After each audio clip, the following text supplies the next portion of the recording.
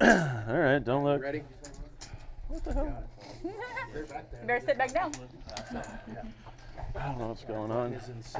Welcome, YouTube What's world. going on, chat? We are at the OG Clubhouse in Oak Grove, Kentucky, playing Uncle Johnny's Super 60 celebration. And we are down to a final 9 players of a field of 150. We've been playing day 1 since Friday, and 3 flights have been completed. 8 players bagged on Flight A, 10 on Flight B, 5 on Flight C, and your boy Pizza, me, I bubbled all 3 of those. So I became Bubble Boy all 3 flights. I was 7 away in the first one, 2 away, and then 2 away last night. So, ouch. yeah. So I actually have a lot of insight on these 9 guys because I've been playing with them for like 30 hours all weekend now.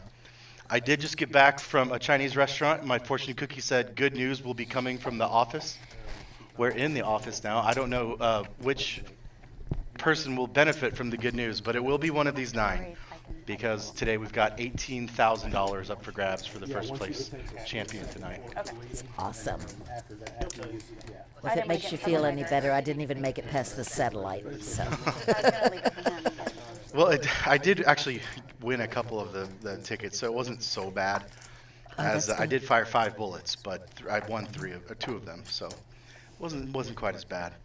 But we do have 9 players remaining, and I believe that the bottom prize now for 9th. Where's the payouts here? I think we're in the 1,200 range for 9th place. Yeah. 1,200 or so, going all the way up to an $18,000 first place. I know second is 11,000, and so there's quite a bit of sweat going on at this final table right here. This is not your average weekend tournament in this area, you know, where you're playing for 2 or 3 grand. Yeah, actually, I believe to date this is the biggest tournament we've ever held at OG. So a couple of big hands here right now, right off the bat. King Queen suited against Ace Queen. In fact, the hearts are looking good. Flush draw. Yeah, this is a very interesting board because Shannon's Ace Queen was 70% favorite on the pre-flop, and now we've got almost a pure flip here. And Charlie's gone all in. Yeah, Charlie's all in. I don't see Shannon folding here. No. Shannon is one of the shorter stacks, I believe, at the table. She's like 3rd. Yeah, she's shortest. Yeah, and how many blinds is she working with here? Oh, sorry. I'm sorry, 4th. Last woman standing. Yeah, she's the last woman of the entire field. There weren't a whole lot, though. Maybe a dozen? I'm not as familiar with these players as you are, but I have to root for my gender while she lasts. So come on, Shannon. Hope it holds. Where is the... I'm sorry. I'm trying to find the overhead. And the jack comes to knock her out, right? Like that. Wow. Broadway for Charlie. So much fun. And Nice plan. Good luck, everybody. if she could have had the jack of hearts, different story. Yeah, she was in really good shape there. The jack on the river is going to send a big pot going to Charlie, who was already chip leading, I believe, at this final table. Oh, yeah. Every dog has their day. Not calling him a dog, but... So here's your chip leader right here, C3. Charlie is rocking over $1 million, about one and a half now. And plus... plus the pot he just won. Right. So I believe he's been dominating here for the last, I think, maybe 2 hours. Yeah. It's like they say, some days you're the bug and some days you're the windshield. Right. So these players played 6 to 7 hours on day 1. Whether they played Friday or Saturday was up to them. But now we've been going since 1 p.m. or 1 p.m. today. 1 p.m. Yeah. So we're 4 hours into day 2 now. Tyler's just going to open jam pocket tens here from the small blind. Mm-hmm. As you do with 72K. With our short stack in seat 1. I talked to him before this break, and he said, I said, congrats. He said, yeah, well, congrats for some people. I'm going to be showing up short. But, you know, He's showing up. He's showing up, and his hand is looking in very good shape now. 97% favorite. And he's going to take it down. Hey, now. Yeah, and it didn't even have an out because William had his other 10, so that was fortunate. Nice little double up for Tyler. He's a good player. He's still got a ways to go now. So as you can see on the screen, our short stacks are quite short. 9, 14, big blinds. Not quite at the point where they're just feeling all the way out of the game yet, but they've definitely got some work to do to match up with Charlie and another player, Dale. He's got about a million chips too. Dale is the next closest with almost 100,000. Going by players. Thing live already. Like this place seats or seat numbers. I got seat numbers.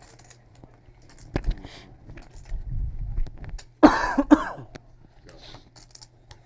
Sounds good.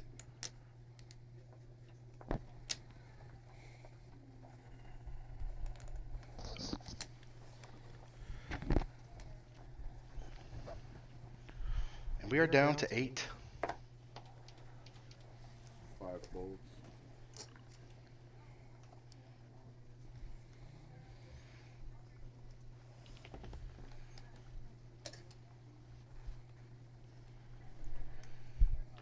Me having fired all 3 flights of this tournament, I've definitely had hours with all 8 of these guys at some point or another, but I don't know a lot about all of them, so we'll be looking up some background information as we go. Dale here is going to just have pocket aces, and what a time to have them. 7 folds. Yeah, nice. Dale's from my my hometown area in Southern Illinois. He's been coming down here recently for the first couple times. He asks me for advice, God bless him. And he's going to love to see that Tyler is, again, in with the same hand, pocket 10s. Yeah, he must think that's his good And hand, Dale but he's going to is- find out the bad news. I don't know why he's asking for a count. There's Posturing. there's no reason to ask for a count there. Just, you got aces, man. Just flip them over. Yikes. Dale's a good friend of mine, and he is loving this situation. 76% favorite. Yeah, he's got And actually, diamonds that's not covered. right. There's something. It's actually 82. I think sometimes the equity on our app is a little bit off, close but off. So now No, Tyler help looking on for the 2 flop. outs, doesn't find them, and we're going to see him exit the tournament in 8th place. Wow. What a turbulent ending for him. You double up with 10s, and then the very next hand you get him again and run into aces. Tyler is good, solid player from this club. We see him a lot. He wins a lot. He's tough to play against, and that's got to be a relief for these final 7 players.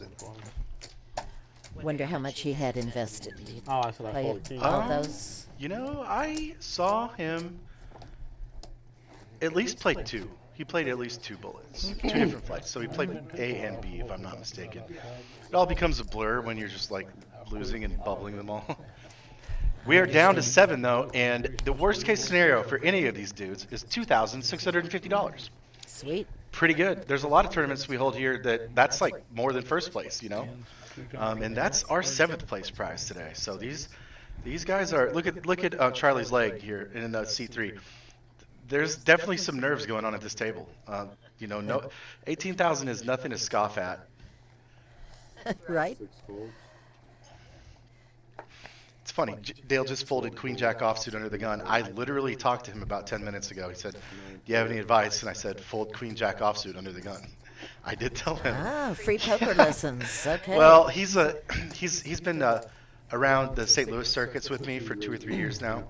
He's kind of near my hometown. We're from about 3 hours away, and he's more or less kind of new to poker in the last 2 years. And I've actually given him a lot of my coach's content and stuff like that. So, That's great. and That's valuable. and here's the other thing: when you're in a new place and you don't have a friend other than one guy, you end up, you know, you're in a tense situation. You want someone to talk to. So I've been his contact, I guess, since he's been around this club. You can say security blanket. The That's security okay. blanket. Yeah, you know, that's kind of what it is. That's nice. There can be friends at a poker table, but when you get down to business, the game is the thing. And he's doing very well. Yeah, absolutely. I don't think any of these guys are. I think we're past the friendly point now at this point. Now, in this room, there's a tournament going on. That's a $100 game. That's a $100 tournament, a little more friendly. Yeah. But these guys, they have battled. You know, it has been a long weekend. Many of them, including myself, you know, if we played all 3 flights, that's easily 20 hours or so. Right. You've played to get here, and now here you are at the pinnacle, the top of the mountain.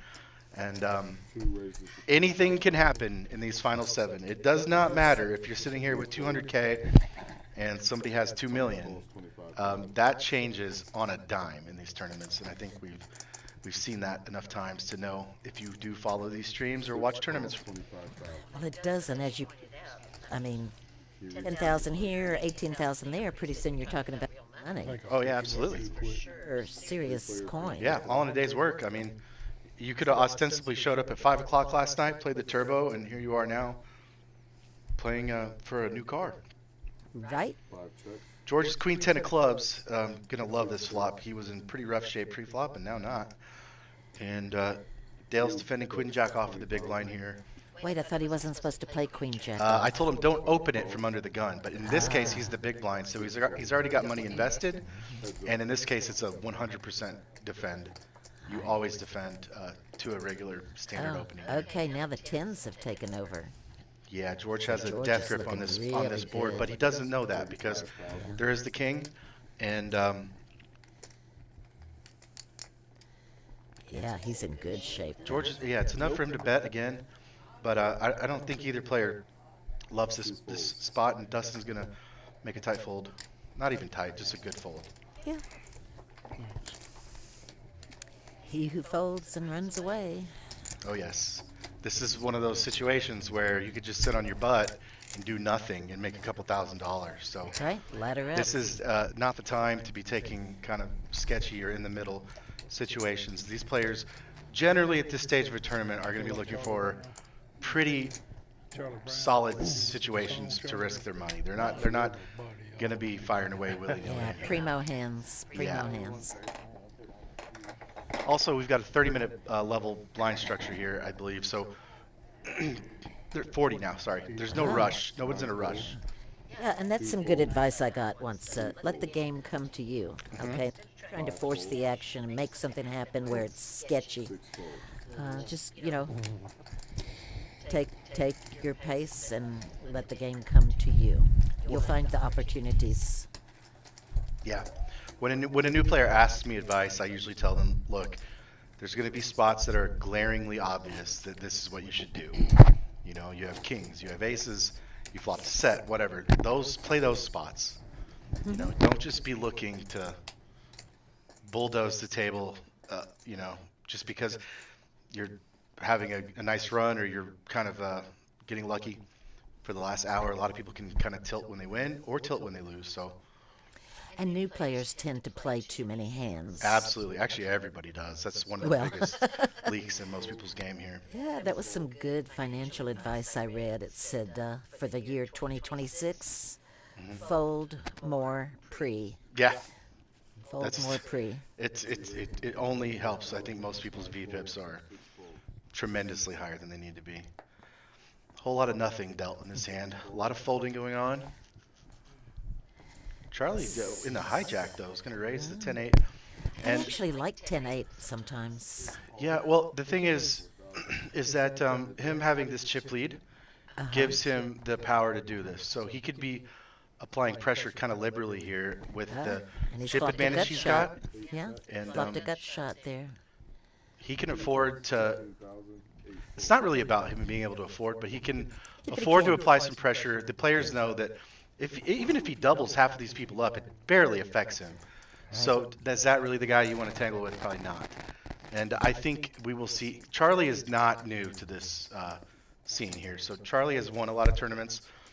I've announced a couple of final tables that he's won even recently. So and I saw him in Tunica at the World Series circuit last week. He's going to be a menace, I think, with this chip stack. He knows how to play The chip lead stack in this situation, he has a very big advantage in being able to apply pressure to people and take a lot of pops down pre-flop uncontested. Yeah, he knows not to donk it off. I'm used to playing short stack myself because that's what I usually am. Yeah. And when I get a lot of chips, it's kind of like drunk on chips, and I just want to play everything for a Yeah, while. and that's, I mean, I don't want to say I did that last night, but I almost, I had 300,000 chips like an hour before we ended last night, and the turbo flight got kind of deep, so, or it got very shallow, sorry, at the end, and it became pretty, pretty hectic. We all had like 10, 15 big blinds at the end. Wow. Dustin's going to raise it up with the ace-queen off under the gun. And quick call from Dale in the cutoff.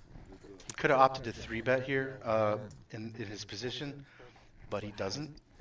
And Oh, I like dear. it. Now he could just easily get away from this. Yeah, one of his jacks went away too. He doesn't know that. But Dustin with a check, hoping to induce a bluff, and it works. Dale's going to take the bait here yeah. and fire out. He does have position. He can easily rep a lot of Queen X hands in his range. And Dustin is now going to Hollywood a little bit. Dustin, what is Dustin's? Oh, Dustin's short here. Okay. So Dustin's one of the shorter stacks in the game. He's working with, what is it, roughly 20 bigs or less. So he is going to be looking at the situation with top pair, top kicker as an opportunity to double up. And he's going to fast play here. He decides to not mess around. Charge the draws, the diamond draws, the worst queens, and go ahead and raise and see if he can get a full double up in it. Dale obviously is not going to take that bait. So that was one of those glaringly obvious. Hey, you've got top pair, top kicker. Absolutely, that is a kind of glaringly obvious spot there that you know you usually have the best hand. There's not very many hands that are beating you, and there are several hands that are worse than yours that will call you, like diamond draws, like worse queens, maybe middling pairs, 8s, 9s, 10s, jacks, something like that. Maybe ace 5, I think there was a 5, right? So pretty big situation for George there. 3 folds. Oh, And another big situation for wow. George. Picks up the Cowboys. And what position? He's in under the gun +1. Interesting, like, no, when you do have these big hands, like kings, right? And you're in early position like this, King of they're less valuable because you're right out the gate. You got to open the hand up right in front of everybody, raise, and he's going to be sad to see that everybody folds here. It's just such a strong statement to open from early position, right? and you could get so much more out of it if you are in late position on the big blind or the button with them.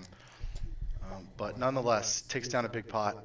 Yeah, unfortunately, nobody had much of a hand to challenge him. Mini heater here for George. He played for Alabama? Can he do the hat trick? Go for a three-peat? No. Oh, did you? He's from that area. Yeah, he played. And in early stages of a tournament, it's a lot easier to be sad when you don't get action with kings. But believe it or not, when you're at this final table and you've got so much at risk, sometimes it feels good just to take it down. Take what's out they're there. you're more content in the final table playing for a lot of money to take down pots pre-flop uncontested. You don't have to leave anything up to chance. You just gain a little bit, and you can really live with that. Yeah, you just don't get that nice adrenaline. Yeah, but you know what? A lot of these, you know what I find? By this stage of the game, you're tired of that adrenaline. It can really wear you down to be in fight or flight mode for so many hours. And I mean, the bubble we played last night was very tense. People kept commenting, this feels like the final table. It wasn't even that late, but it was, 10, 11 at night. But the issue was it's the last chance to make day 2. Right.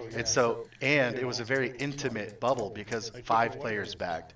So that means you're at a final table with a 6th, 7th, 8th, and 9th place finisher. You're looking each other right in the face knowing that 5 of us are going to be very happy, 4 of us are going to be very sad. Yeah. And that tension builds up over time. and people aren't necessarily looking for the rush of being all in with Ace King. Once you're at this stage, it becomes less fun sometimes when you've spent so much time or money or effort into being here.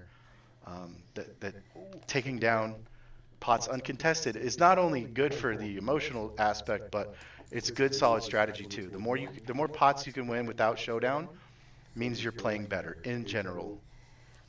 Yeah, just like when I'm playing and I make a good fold, I give myself a mental cookie. Yeah. Because if you win a pot, you've got chips. Yeah. Okay, so there's your reward. But if you make a good laydown, that should be rewarded too. Absolutely. Because that's super important in these stages of the game. One of the best quotes I've heard recently is Alex Foxen talking about folding as a weapon. Folding is a weapon. It's a tool that is just as strong as making a good call or value bet. You don't win at this game until you know how to use all of the tools in the toolbox. And 100%. folding is one of the most important ones. And I think the bigger difference between the good and bad players are their ability to make good folds. It's kind of like everybody gets paid when you have the nuts. You could get paid more or less than another guy, but what really separates the good from the great and the terrible from the average is who can make good folds. And at the final table, that's even more so, because folding right now, being passive is worth money. Just being patient and not doing anything can gain these guys $10,000 right now. So folding is really the key to this game. Yeah, I must learn that a little better.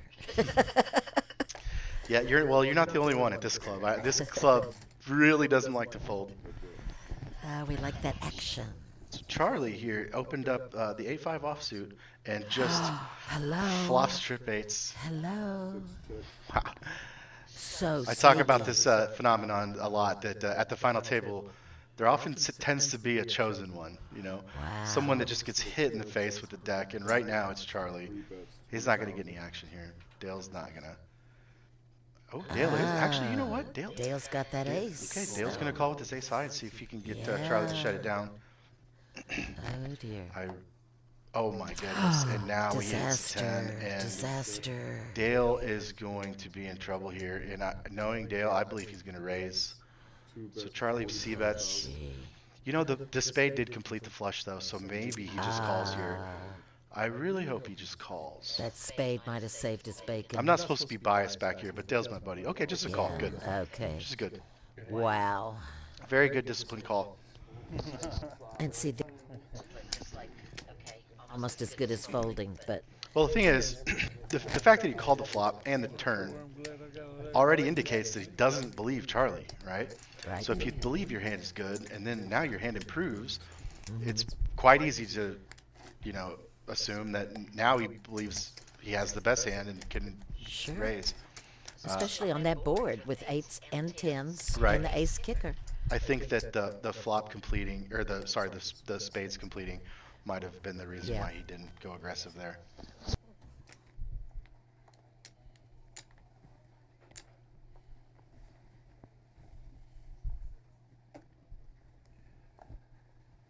Eight folds, 9 folds, 2 folds, 3 folds, 5 folds. Jack 5. Twice. At least this one's suited. 6 calls, 7 checks. Heads up. Ooh. Dale's going to call from the small blind. And here comes the flop. 6 checks.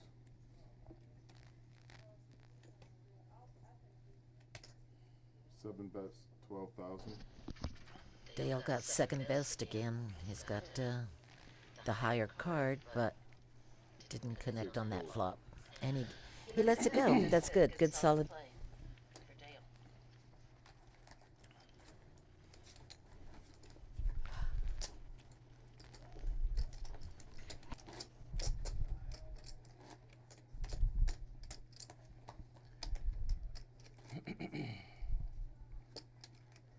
So if it's red, Yeah.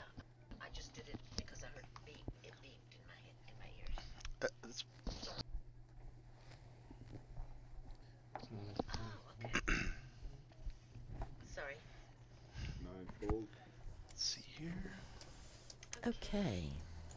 Big hand here. This is the 30,000. Another big hand in early position. 5 folds. And ace king in under the gun +1. 6 folds. It's gonna bump it up to 2 point something here, 2.4-ish, 30K. And again, this goes back to what I was just saying. Like when you open under the gun, it's such a stronger statement, and it's a lot easier to induce a lot of folding from your opponents because you're opening into 6 players now, saying, "Hey, I'll take on all 6 of you, any of you," and it's And your stacks are bigger than mine. yeah, it could be that they've got bigger stacks too. So it's just it represents a stronger range, and people are more apt to believe that you have a good hand when you open from early. Self, I can bluff pizza in early position. Yeah, but here's the thing. These guys don't all know that. So they don't all know that, you know. Not these 7 guys, but not everyone. There's a lot of difference in how much people care to study this game. Some people play it for 50 years every day, and they don't really take the time to study it. I heard Oh, they're forgetting. like an onion peeling, more and layers. Yeah. Oh, yeah. You could add. It takes It's. learn and a life. That's right. And 9 all in. Yeah, it's like kind of a never-ending thing you could improve okay, on. so here's the favorite short stack, all in hand, pocket tens. A lot of 10s going around. Dale opened the cutoff here and got a call from Andrew G. And seat 9, Cavan, is going to rip his 10s. And want to set mine. Short with his stack pocket here, and fives. now we're up. It's up to Dale, and he makes a tight fold. Good. I like that fold. Yeah, once you have those chips, you don't want to give them away. Small pocket pairs in this stage of the game are a little less valuable. You're not really deep enough to set mine here. When you play small pocket pairs and you want to make a set, you want to make sure that there's a whole lot of reward at the end of that battle, because you're usually not. 7 out of 8 times you're going to miss. So when you do hit a set, you want to make sure you're only taking the spot if you're going to get a huge reward for it. In this case, nobody has a deep enough stack to risk. Hunting for a set. So they become a lot less valuable. Okay, look at this, King Jack. And I just heard a really interesting statistic. 5 times the winning hand in the World Series of Poker main event was King Jack. I did not know that. I did not either until last night. 75,000. But King Jack, the most winning hand of the World Series main event. That is interesting. Not a very great hand, honestly. I look at it as, a jack with a good kicker. And I don't like jacks. So, This was interesting here. Charlie and Cavan had the same hand. Charlie opened and Cavan flatted from the small blind, and now Dustin is going the aggressive route in the big blind here. Seat 2, let's look at him. Dustin make something has oh my goodness.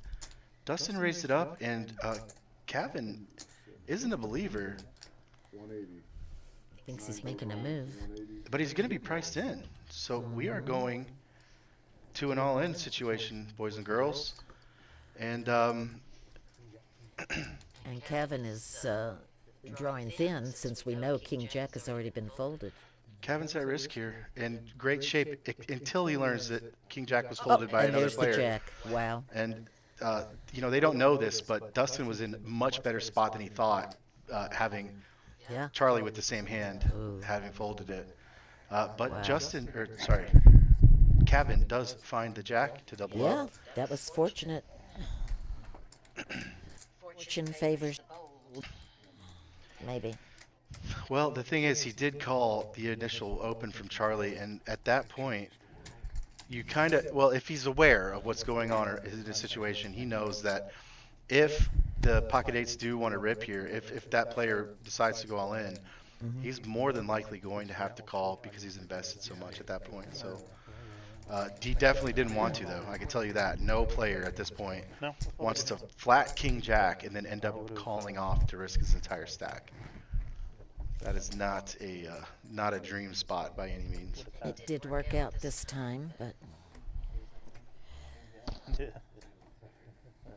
I know. I didn't want to say it before the end. I don't want to jinx anybody.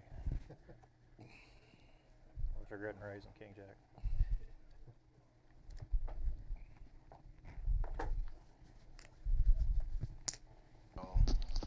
I don't think they're talking a lot. 40,000. Somebody said 40,000, but I don't know who spoke. George, under the gun, is going to raise it up with the king-queen offsuit here. You can do that at a 7-player Okay. table. And 6 raises. And Dale is going to yeah. call. Oh no, he does 3-bet to 90. Okay. Dale is interesting note for Dale's stack size here. He's in a very definitive second place, so he's got some chips to leverage with some aggression here too, kind of fearlessly. Wow. But Kevin in seat 9 He here got the is, ace king to lay down. yeah, is going to. Wait, what happened here? Kevin folded. Kevin folded. And George is folding also. And Wow. Dale is going to take down. Wow, that's very interesting. Okay. Dale takes, and this is what I'm saying, the aggression, you know, You'll see it. you just got a guy to fold ace king at the final table. So what does that tell you about That made taking him the a initiative believer. and being aggressive and using your stack size and your position Give ace jack or something. to leverage some pressure against these guys? Now, Kevin absolutely in seat 9 here could have just ripped in this ace king, and I believe vast majority of players would have. He does look shifty though. He might have done it with like. So, It's a popular hand. I haven't had much luck with it, but well, it's a premium hand, so it's sure. it's a very, very strong hand.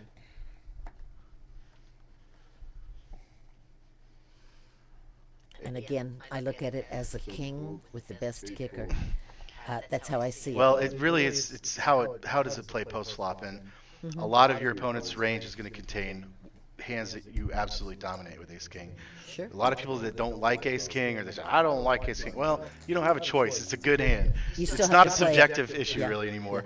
Mathematically, some hands win and some don't, and ace king is vastly ahead of ace queen, ace jack, ace 10, all popular hands, and that's what makes it so strong. It's a weapon that you could use pretty liberally at a final table, because And do, yeah, you're not in a people spot do. where nobody really wants to be all in.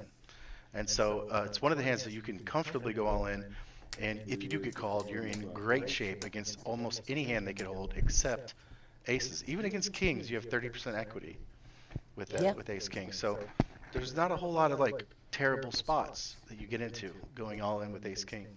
Pre-flop, that is. I mean, obviously that can change, but Wow, George is connected with a deuce on there, and he has a way backdoor nut flush draw.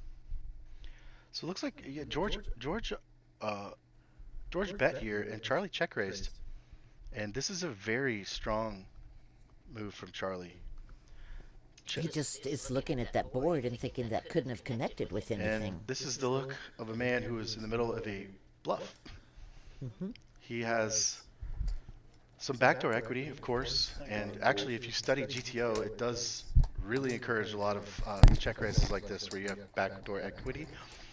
It allows you to take some pots down that you don't really deserve, like you weren't going to win them with value. And so, again, going back to using the big stack as leverage here, Charlie has a lot of chips.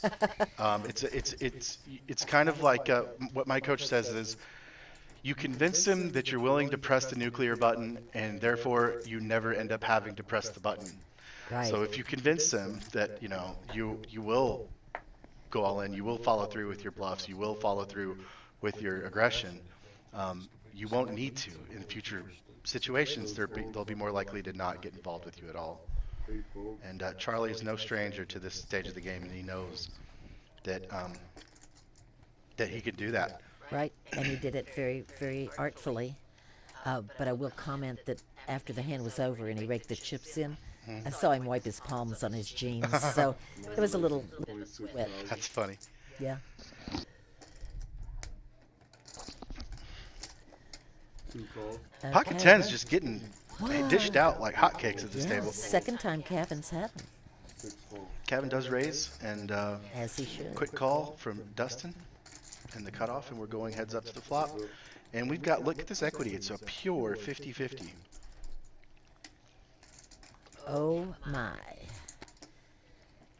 Let me do my best George Takei. Oh my. 2 goes all in. And Dustin has absolutely smashed the hell out of this flop. Yeah. Yeah. And Kevin recognizes that correctly, that he's done with that hand. Yeah, that created a quick and easy fold for pocket tens there. No diamond, 2 overs. Is it 10 of diamonds? No. No. You know, it's interesting. Early on, we lost 2 players, kind of bing bing, and we haven't lost anyone since. So, and here comes JJ. He will be the wrecking ball here in Nakaka. Yeah, JJ tends to be the dealer of death at this club. He has, Well, a lot of people say that. uh-huh. I've actually played. I've played all over the country with him, and he's got a reputation. He deals fast, and he deals fast and heavy, and you know he gets a lot of hands per hour, so you see more wreckage, and he's not a very apologetic guy about it. You know, he's a very stern and handsome dealer. With a lovely head of hair. Yeah. Probably won't do it again. Okay, let's see. So far, that's a lot of nothing.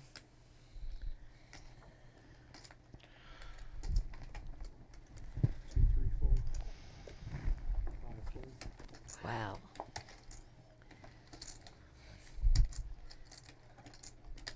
Call. Queen 9 in the small blind. Yeah, maybe let's see a flop. Dale is going to defend the Queen 9 offsuit here, Yeah. and Hope a queen doesn't come. For William's sake. got a blind versus blind situation, and both have flopped a pair here. But Dale's got the only club. Yeah, Dale's got a massive advantage of this board, but I don't think. Wow, Wow. William just a quick fold. Wow, snap fold. That was impressive. I mean, he only has 94,000. Blind versus Super blind, short. and usually you see a little more willingness to battle blind versus blind because you know you're only up against one guy.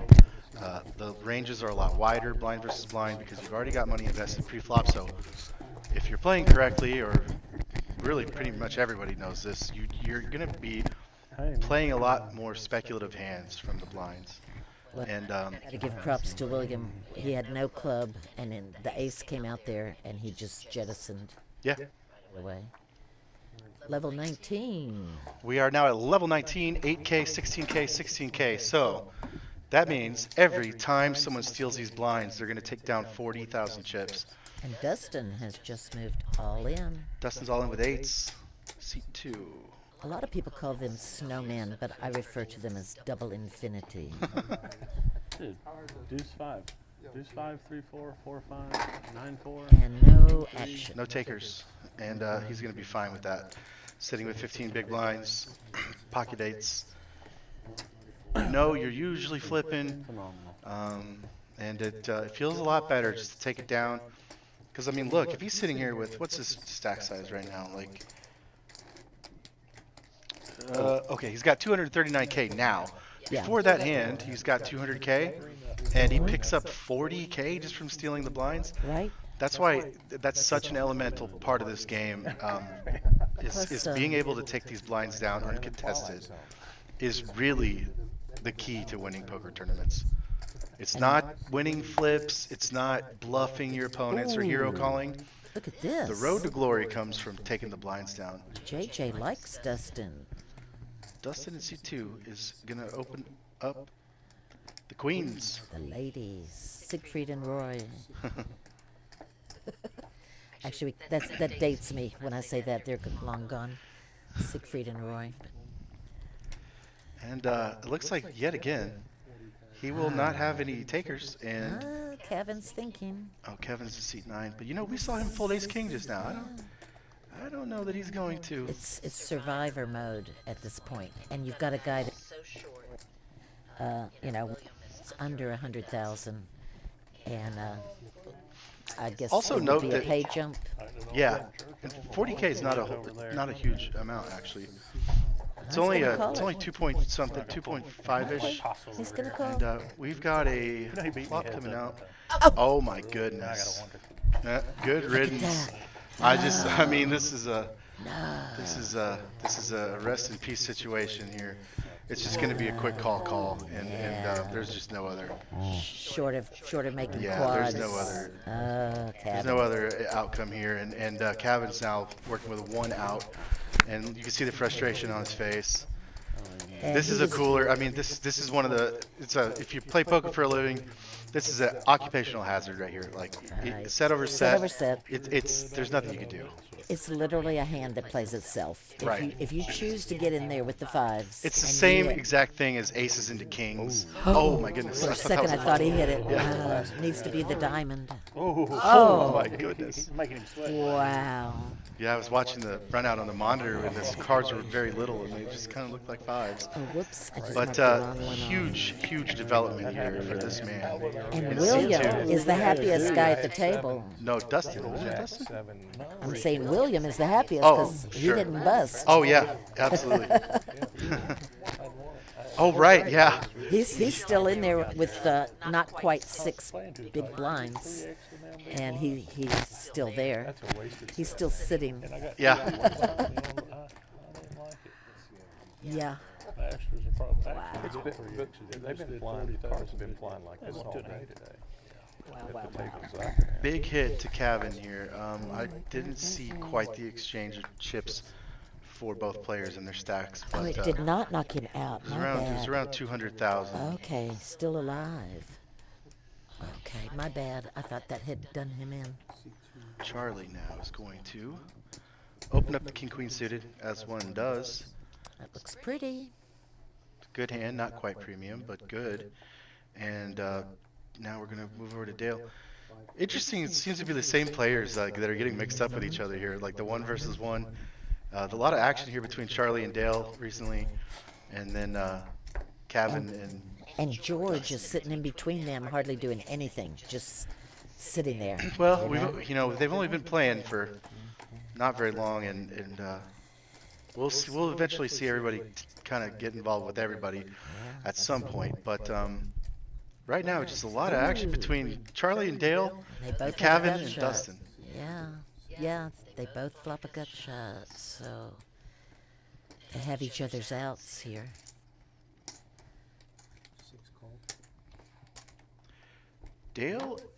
Charlie is going to take the initiative and just bet here, and Dale is now going to defend, pick up additional equity on the turn. He's got a spade.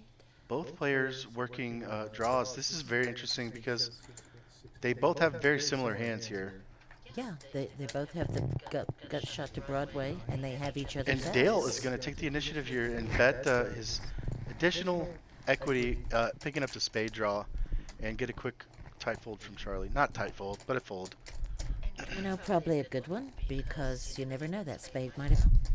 Well, the problem becomes that if you do hit your straight draw, now it can't even be the spade, so you lost your out. So if you're looking for a straight, but there's flushes available, your straight draws become a lot less valuable. Sure. Because if you hit it, it doesn't even matter if it's the wrong suit. So you only had 4 outs, now you only have 3. Another premium under the gun in seat 5 with George here. And George has not been we haven't seen him play in hands yet. Yeah. He's going to raise it up to 45 here. He's not messing around. Just a 3x almost I would open. think that would get... Yeah, He's 10, so... a lot of- it does. When you haven't played any hands and all of a sudden you want to open to 3x, a lot of players see that as an honest value bet. That's an interesting statistic. Andrew has not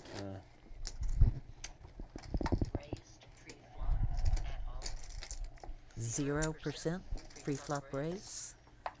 Oh yeah, Very interesting. action is going to begin on George. And he had a middling stack, Andrew, kind of middle there. Dale looking at a king queen offsuit here. He's gonna raise it up. We'll see what size he goes to. See if he.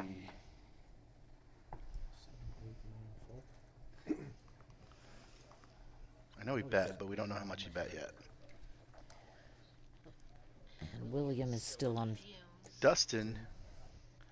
Oh, actually, Dale just called. Okay. He Okay. called under the gun. I don't like that, but you know, you can do that. Dustin will raise it for him. And there goes the 7 of clubs in George's hand. But now you've created a spot where you're out of position. Big blind does call with the king 7 completes, and back to Dale now, who kind of got himself in this spot by limping under the gun. He's going to go ahead and call 2. The problem is you didn't raise, and now that they all kind of watched you to see was he trapping us, and the answer is no. And then your backup plan though, flop top pair. It's his queen, yeah. And he's going to check it through. Dustin is going to bet 25 here into 125, just 20% pot bet. This is Feeler bet. Yeah, he's seeing if he has the best hand kind of thing, and he's going to find out very quickly that he doesn't. 6 raised to 75,000. Dale does call. Now he Oh no, raises, sorry, Dale raised yeah. to 75. And this is going to get a very quick fold Should out of wake him Dustin. up. Yeah, Should. there's no way that Dustin's going to, yeah. And And I mean, really. a little the- unconventional there, limping and Yeah. do it and going in that way, but you can do it. Hey now, he's moving up nicely, your buddy Dale. Yeah, he did talk to me about this being his biggest final table, and I don't know for a fact, but I know that several of these guys, this will have been their biggest final table ever. I know for Dale that's true. Definitely not true for Charlie. I will after this first break get these guys' last names and look them up.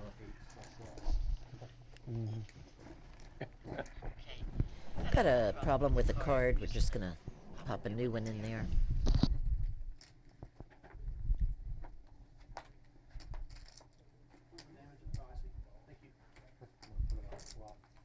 I've been to 4, so I'll quit And fucking seed doing eight's that. gonna be okay now.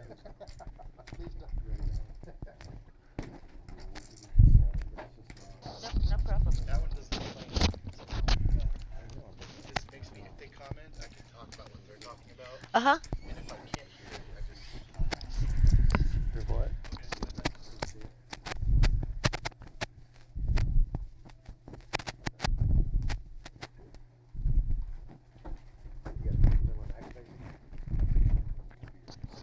Yeah, there isn't one.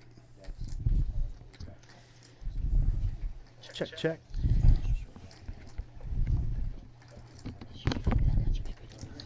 I thought I had a big hit. We good? Oh, is it me? And we're back. 16. Had an issue with the card. We had to go replace the cards. Final 7 at Uncle Johnny's Super Bowl Sunday 60K guaranteed game. Wait, what? There's a football game today?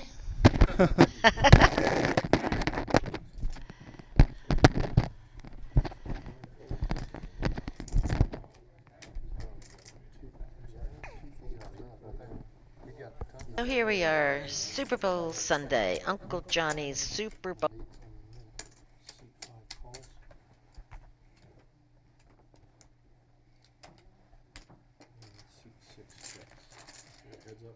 Okay. Up top.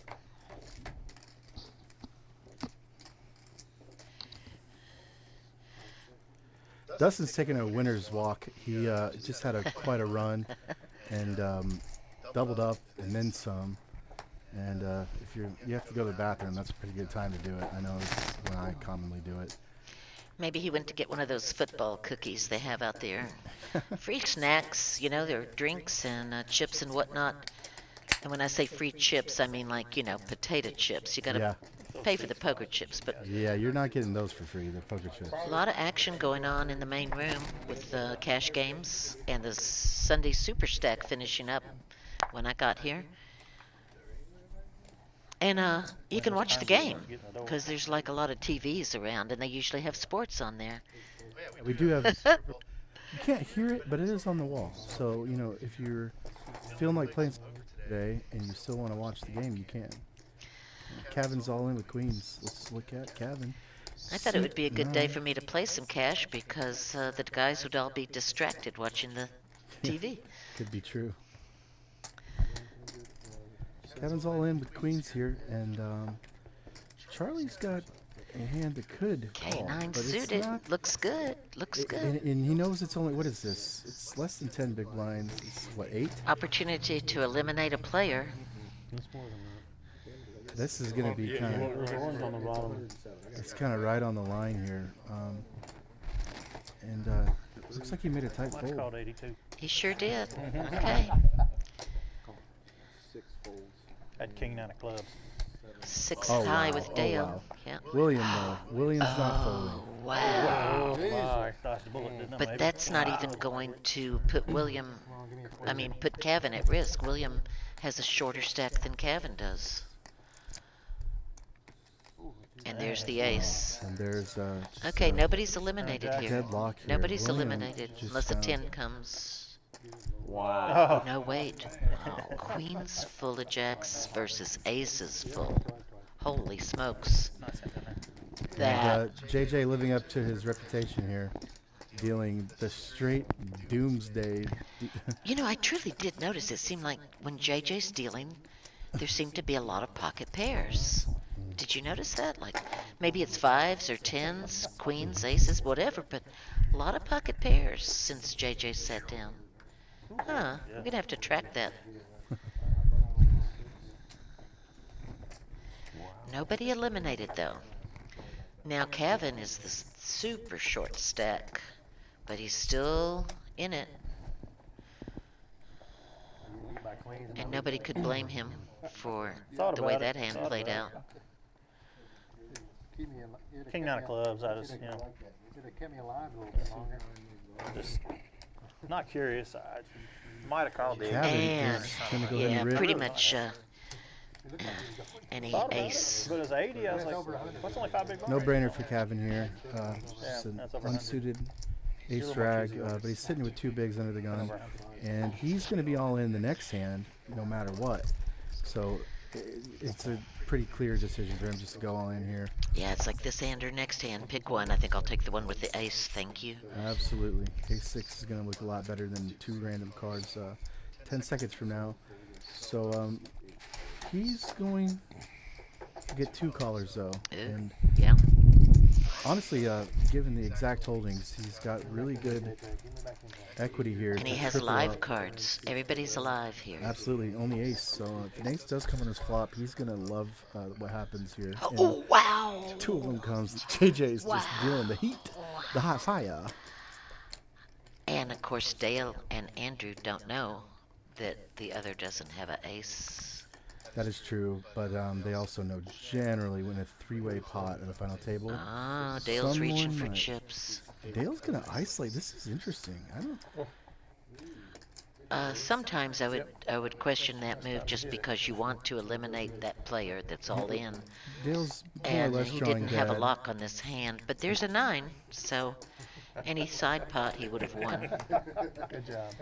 And so Cavan takes I that heard a flush. He bet me out of it. and lives a little longer. In fact, he's almost up to where William is now. Yeah, Charlie's still with a very definitive lead here, 1.8 million.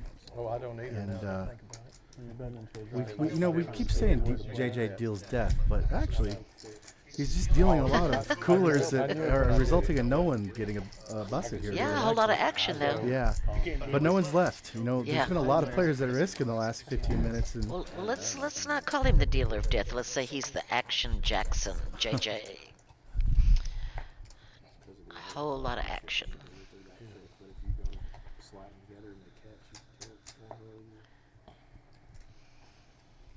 I forgot that you were in the hand.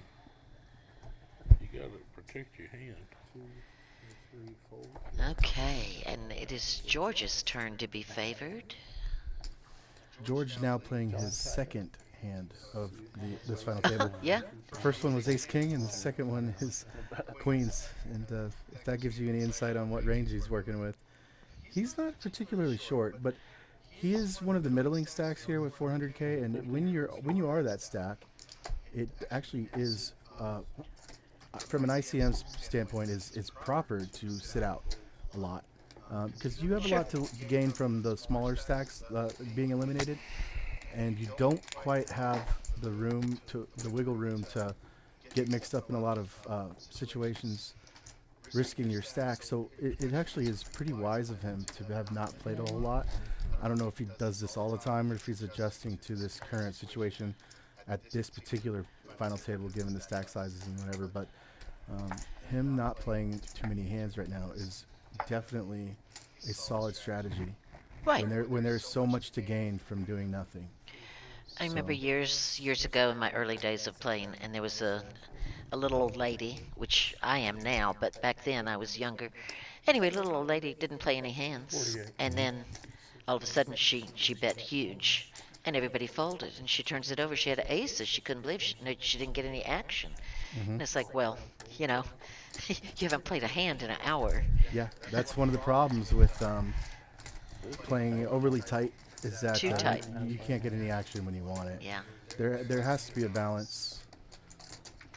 Now, Calvin is going to be the smallest stack here at this table, 5.9 big blinds, 96K. He's going to hide behind that button. I don't know a lot about this player, but I have seen him be very patient and pretty diligent with playing short stacks. So I've seen him be patient and just grind out 5, 10 big blinds before. So a lot of guys panic, and they just think, well, it's over for me. And they start making bad decisions. And the better players will say, no, I'm going to make this work. And you often can make it work. Yeah.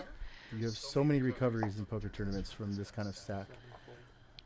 I've won a tournament after being down to 1 big blind or less before, actually 0.5 big blinds. So anyone who plays a lot will tell you. Right, so that there's it no can be point in done. playing that hand, the 8-4 diamonds, even from position.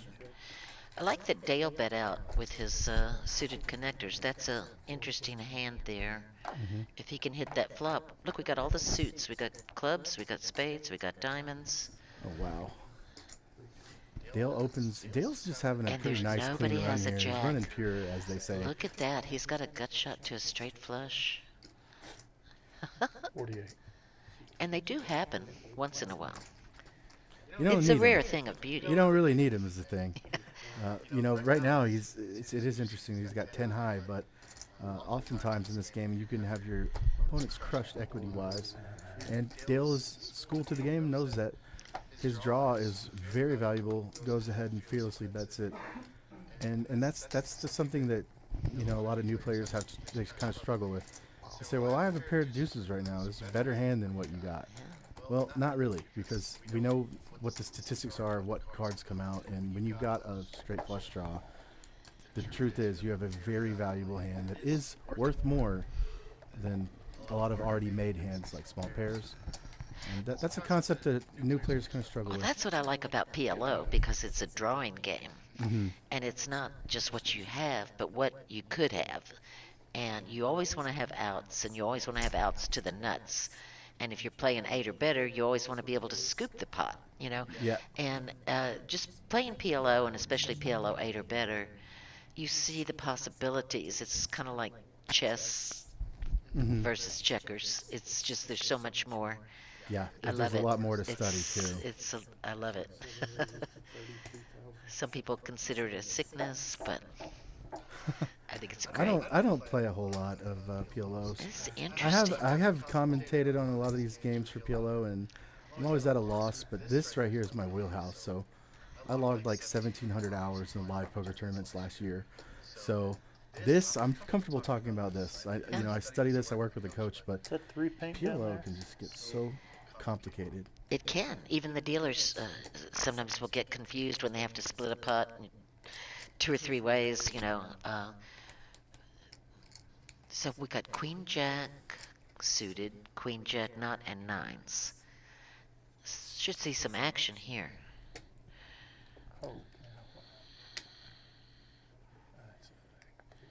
And the worst hand, in my opinion, is the one that raised.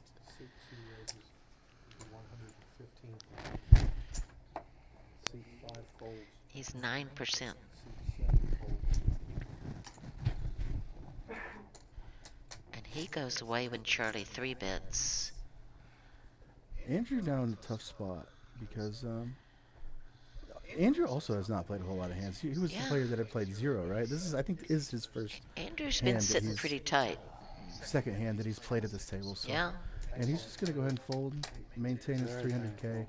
Ah, well. And Charlie takes it down. Yeah, aggressive. In style here. Aggression. It is, from a theory standpoint, from the small blind, you want to play more pots that you 3-bet. If you're going to play a hand, it's usually better to 3-bet it from that position because you're at such a disadvantage. Being in the small blind for the rest of the hand means you're going to be first to act. Right.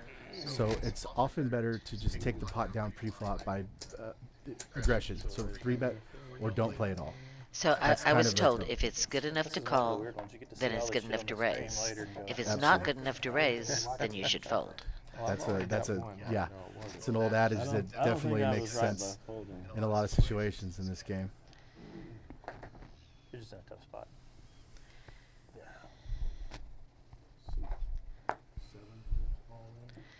All in from William. I'll see it later, I guess.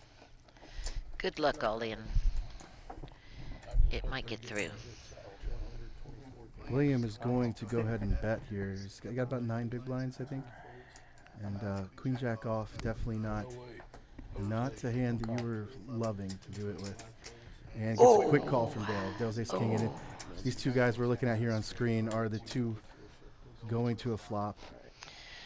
We've got fair fights, more or less, though. 30% equity for William with Queen Jack offsuit. So 1 in 3 times he will double up to survive here.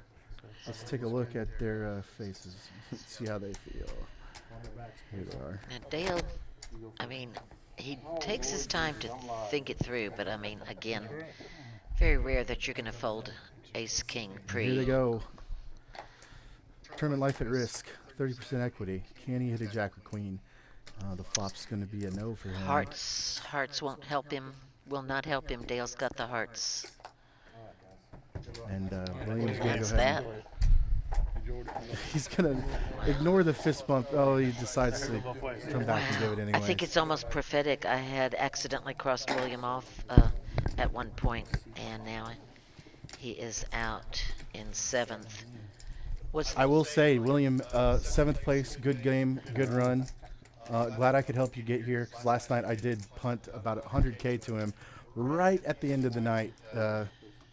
Gave him about 100K from a very wild bluff that he quickly called. So it could have been a lot of things, and 7th place is very good in a tournament like this. You said it was what, a field of 150 entrants altogether, right? Something Yeah, like so that? each flight had 50-ish, roughly 50. Yeah. 30, 50, and 60, something like that, I believe. So I think 7th is certainly something to be proud of and build on.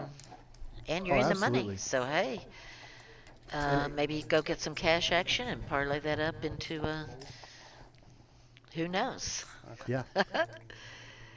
In a smaller field tournament, 7th place can be pretty lackluster. You know, you don't. Oh, sometimes you're not even in the money in 7th if it's a really small yeah. field. I got 7th last night in Flight A, and it was worth Right? going home Yeah, with they were nothing. only bagging 5. From Yakima, So, Washington. this is an interesting flop for these two hands, but Show. I have my favorite picked out. Do you have one? I just don't remember where. I think it was Washington. I think our chip leader I'm not gonna argue that. is I gonna just thought carry it was this in the one. You were right. northwest. Yeah. I just. Is all I can, but I can't Ooh, tell you the where rich it get was, richer. But it did just show up where it's Got a all. call. He was right, like it was Florida, but I don't know. Nope. Charlie is going nowhere, and Andrew did not improve other than the 4 on the flop. Here's something that I personally have learned. If you have a crappy hand and you hit the flop, it's still a crappy hand. Depends how hard you hit it. Andrew G is Thanks. All right. oh yeah, interesting stat. Andrew G has gone to showdown 0 times so far at this final table. So kind of hard to know what he's doing when you're not going to showdown. I know that. I love getting an hour or two at a table to kind of adjust to your players. If you're taking this game seriously, you want to be watching every hand, even when you don't play. Even if you're going 10, 11, 12 hours, because you get so much information when their players show down their hands. That he didn't get out. every time you miss a showdown, Same you're outcome messing either up. way, but had I backed into something that would have knocked him out, it's just Hello, y'all, and good luck. seems silly to bet into a draw. Yeah, that's why I thought, playing while the Super Bowl is on might be to my advantage, because I can tune out the football. I had 3 older brothers. We watched football all the time when I was growing up. And, I can enjoy it, but I can also tune it right out and focus on the table, which is what you should do when there's this much money on the line. This guy George, I'm just looking at him. I think he bleeds blue. What do you think? We are in Kentucky, and he's got the Kentucky blue. And if it were the March Madness or something, he might be really distracted, but I don't think there's a team in Kentucky known for its football. No, I'm the wrong one to ask. I don't know much about football at all. I grew up in Seattle though, so I'm a bandwagon Seahawks fan. Okay. Dale Well, I is was born in New England, so we might just have to have a rivalry. I was born in Vermont. Dale's going to continue the sun run here. He's just had such an easy go of it today so far. He's got to be loving this. He has climbed up to almost where Charlie started out. When we started this final table, Charlie was at 1,494,000. Dale is up over 1,300 now. Or I'm sorry, yeah, 1,329. I keep saying 1,000. 1,329,000. Sorry, I'm not used to. I told you I'm used to playing short stack. But Dale is in a position to be able to challenge Charlie. It's kind of like, why do you rob banks? Well, because that's where the money is. Charlie's got most of the chips. Is he just staring at him here? Is he just staring? Look at this stare down. Charlie just did the stare down here. Charlie's got a read He of considered some making kind. a move there. He definitely considered making a move, and I will say I actually noticed that Dale was breathing pretty heavily here, and I Pretty think hard Charlie not to. noticed it and was wondering, what does that mean? And in this Uh-huh. case, we know, of course, that Dale just flopped the nuts there with the 9-9. That was an amazing flop. Trip 9s and top kicker, so I think Charlie saw something was. I didn't think about I could go back and watch this later. Yeah, sometimes. I mean, the reason these guys wear hoodies and scarves and all this, you can't stop that pumping adrenaline in your neck, that throbbing vein. Right. In my Yeah, scarves are pretty common in the. yeah. Well, sometimes it's cold in there too, but yeah. Yeah, in Vegas especially. But you do want to cover up that neck. But here's the thing, they do all that, and the truth is, in the percentage of people that are actually looking for your pulse in your neck, it's got to be like 1 out of every 1,000 players. Some kids take it too far. We always like to make fun of the kids with the scarves. It's like no one's looking at your heart rate, buddy. It's so rare that, especially in small stakes, mid stakes, you see them take it too far, pulling their hoodies up, and it's always kind of funny to watch. Well, I try to wear loose-fitting clothing because if my chest starts pounding too much, I might get noticed. Right. At least back in the day. I know ages ago I was playing a poker charity tournament downtown in Clarksville, and this guy went all in, and he was like shaking. He was so, and I was like, oh, he's bluffing. Right. No, he wasn't. No, sometimes He had it's- yeah. quad deuces. Yeah. He could There's, not control the shaking.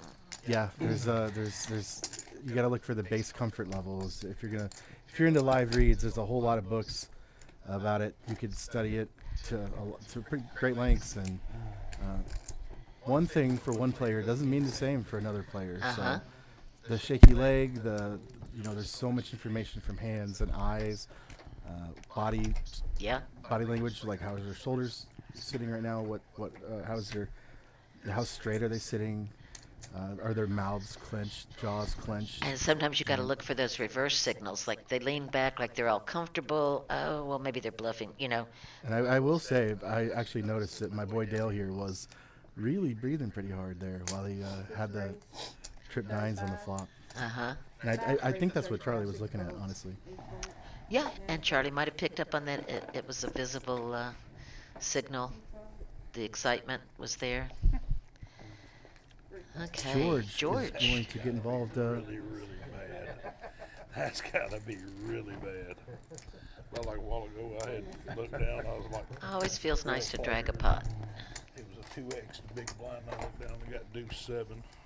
Kevin is still hanging in there with just, he's got like maybe 3 chances to make a move. I'd rather have do 7 than what I had. 7 left in Uncle Johnny's 60K guaranteed Super Bowl Sunday tournament, and it's getting serious. 18th place was $1,200. Top 22 did get paid, by the way. There was 22 players on day 2, and first place today, $18,334. Second place is just under 12K and just under 7,000 for third. So we're not playing for chump change today, boys and girls. This is actually a very big final table. Okay. The hits keep coming. Dale's got a nice starter hand. Charlie's got a playable hand in the small blind.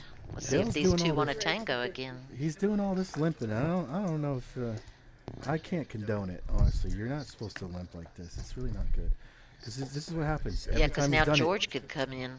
You get raised. When you limp under the gun and you're showing them, hey, I'm limping, not great hands, they're just going to raise you every time, and then you're in a terrible spot. You're playing out of position in a 3-bet pot, and that is not the key to success. And so Charlie is now, I mean, once again, we're seeing this action here between Charlie and Dale. Oh, and here we go. This is the way you play cards. You got the 3-way. 2 big stacks. Charlie's taking advantage of this kind of weaker limping range under the gun, and good, intuitive players are gonna catch on to that. And, Wow. George just come along for the ride here and flops a very strong nut flush draw here. Yeah, that's very sneaky. Very sneaky.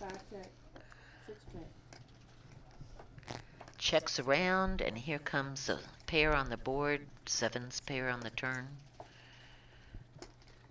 Let's see who blinks. 3-bet 7-5.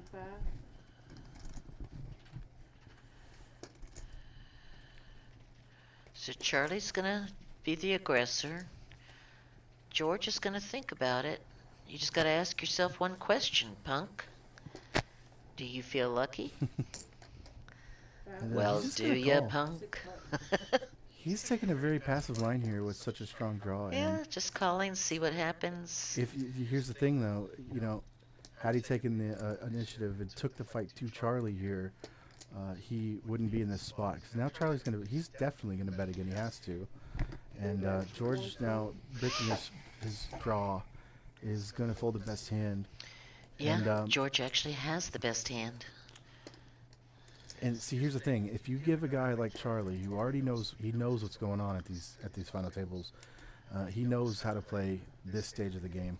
If you give him all this rope, he is going to pound you into the dirt with aggression, and he's doing that here.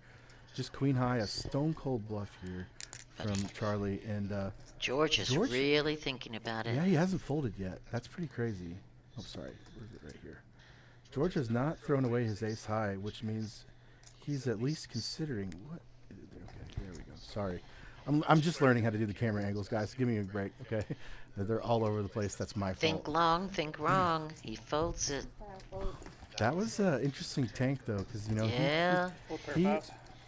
I think he was letting Charlie know, like, hey, you can't just push me all the time.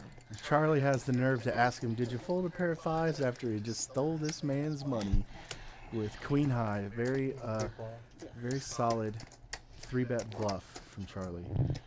And that's what happens when you play passive, boys and girls. If you let these aggressive, skilled players run you over, they are more than happy to. And also, why would you ever give Charlie any free information? I mean, like pay-per-view. I thought I could bet you off your ace. Why would You you? definitely Why would you don't give him wanna- any insight into what you're thinking? You know.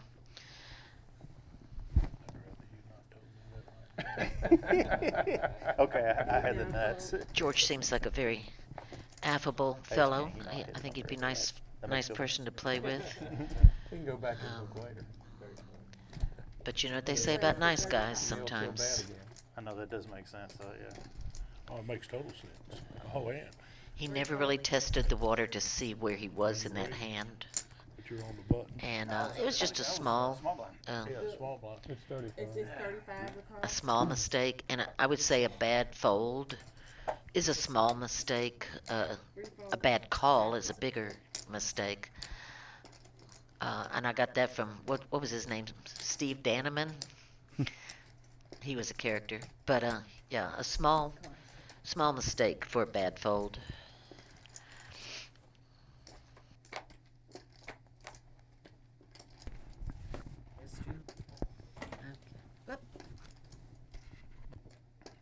Five check, 6 check,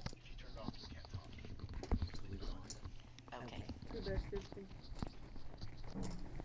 5 fold.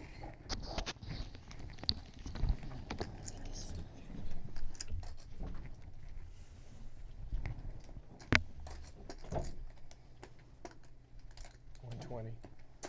6 race to 120. Okay, they both hit that flop. Nothing about the hand was making sense to me. It was a strange hand. 2 5. If I ever have that hand, I'll never play it the same way again because I don't like the way I played it. I don't like the way I played it. I don't like the fact I played it. I had something in my head. It just worked out. So. I'll check. Where I 6 missed, check, where I messed up. 2 goes all in. Pre-flop. No, not pre-flop. I like to call. Dustin I had ace three of moves all in. All in bet pushing it. is 144. With the over. And he's all in with the best hand and best draw.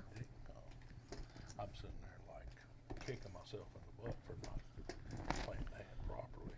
I mean, with an over. But Dale hit a piece of that. Is it enough? 35. Oh, the second race was 120. Oh, man, 10, 20, 20. I don't have to. He's all in for 140, Ah. 144. 144. I think I'm behind. I didn't see that he connected on bet. that turn.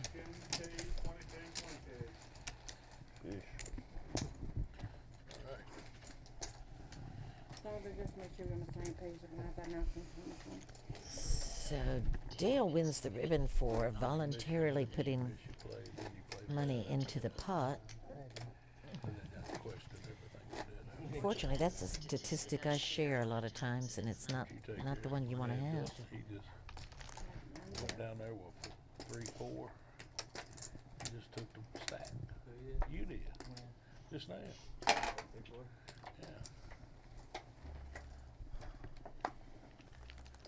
Just never looked back, did you? What Kenny Rogers say? Every hand's a winner, every hand's a loser. Yep. God rest your soul, Kenny Goodwin. You got me on that 6-3 so many times. Let's see if it can work for Kevin. 2, 3, 5, 6 fold. Well, I'm not even gonna look. 8 calls. 6-3? Oh God, I barely got it. Gets called with the 8 high. Got 2 live cards suited. They are live cards, and he does have clubs working for him. I was counting the last hand in the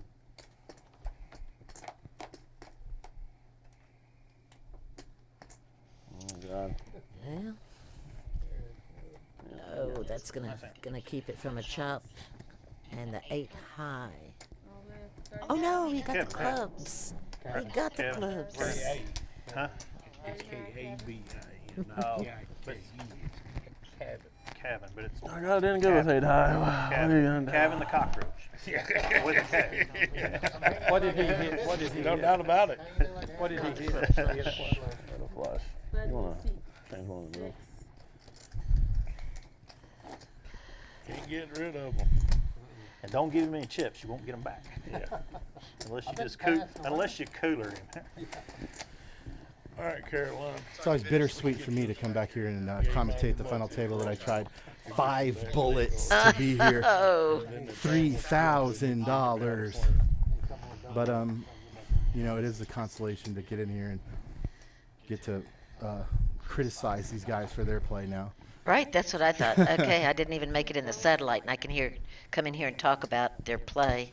Well, you know what's funny is I won my ticket into this event by bubbling last weekend's event. Oh.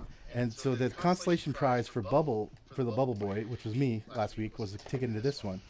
And I actually made a video that said, cool, now I can come and bubble next week. And guess what? I bubbled not once, not twice, but 3 times actually in this one. So it's not the best situation, but it is always fun to watch. It's actually fun to do this. Come back here and. So you should have a nickname like Moops. Yeah. Moops, if you're the Bubble Boy. Do you know that reference from Seinfeld? Oh, yeah. So George Costanza's playing Trivial Pursuit with this kid that lives in a plastic bubble. And what was it? Like this they invaded Spain back in 1600 or 1300. And it was supposed to be the Moors, but there was a typo on the card, and it was the Moops. So, pretty obscure reference if you're not a Seinfeld fan. But Oh, like this. Bubble Boy, I always think of Moops. It's Moops. Hey, look at there. I always think about banging my head on my steering wheel after I bubble. Oh no, no, don't hurt yourself there. We have a mystery hand. I don't know what Dale has. Kind of a play along at home. Yeah, Dale's cards didn't register here, so yeah, this is like the 7th time we've seen the Charlie versus Dale battle here. I don't know if these players have it out for each other or what, but Charlie with the deadlock stare every time they're in a hand against each other too. Just Well, a it's stone kind of cold like, stare down. okay, I know you don't have a 6, I know you don't have a 7, but do you have an ace? I've got a king high, so Well, he could 6s have and had. 7s with the king. We didn't see his cards, so you never know. He could have, but I think he would have stayed if he had made the boat there. Oh yeah, right. Wait, With did Dale win 6s that and pot? 7s on the board, No, Charlie took that pot. Okay. and then Charlie had the king kicker, so he was probably good with that, but Charlie is not afraid here just to be firing in some bets with just complete air, and that is, as you see from the stack size increase here, it is working. You can just really open up the aggression. I always say that there's 2 right ways to play the final stages of the final table, and your 2 options are aggressive or very aggressive. You're correct with that. Yeah. So Andrew's going to open up the kings here. 2 The red aggressive kings on the play. board. Yeah, the aggressive play is the key Always. to tournaments. This game favors the aggressive. You cannot sit and fold and call your way to winning a lot And of I'll say, tournaments. Charlie's being selectively aggressive, but he a lot of times has the goods, and he plays it aggressively, and he either wins a lot or he just takes the pot that's there, and doesn't have to show, so you don't know what he has. So Charlie's got another. This is right on the edge here, and he's making some. see, he doesn't. Marty made the best hand. Here's the thing. He's more than happy to be aggressive, be the initial aggression with no value. He's totally fine with that. But if you see his reluctancy to actually call off with the ace-9, the king-9 earlier, those are hands that you consider calling with when someone jams 10 or less big blinds. And we've seen Charlie be very disciplined with his folds. Yep. Because those were hands you could ostensibly call, and I don't think it would be too out of He line. could call and have the chance of eliminating a player, but when the player acts out aggressively, and he doesn't have a really ultra premium hand, he's, there's a couple ways to win. If you go all in or you bet high, you can win by making everybody else fold. Mm-hmm. Yep. But if you call, there's only one way to win. If you call, you've got to have the best cards. That's correct. And these players are not screwing around anymore. Andrew is just going to go ahead and rip it in here. Wow. And Ace King suited, you are more than happy to be all in. I mean, he's got 15 big blinds with 310. So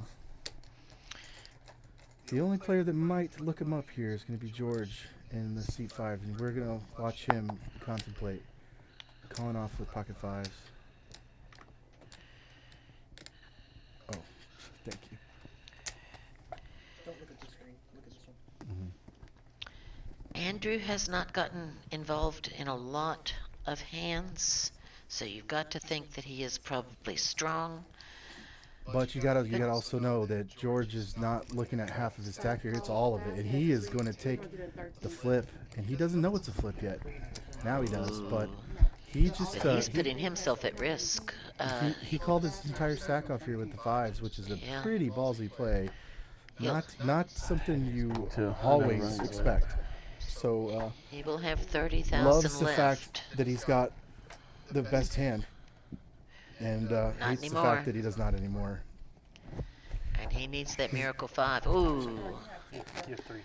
Andrew G is going to take down a huge pot here, a full double, Down to 1 out. leaving George now crippled. He's got 1 big blind left. Oh wow. And you got to hand it to him for making the call there. It's not something you're going to always want to do with a small pair there, because you're oftentimes either dominated. In best case scenario, you're flipping.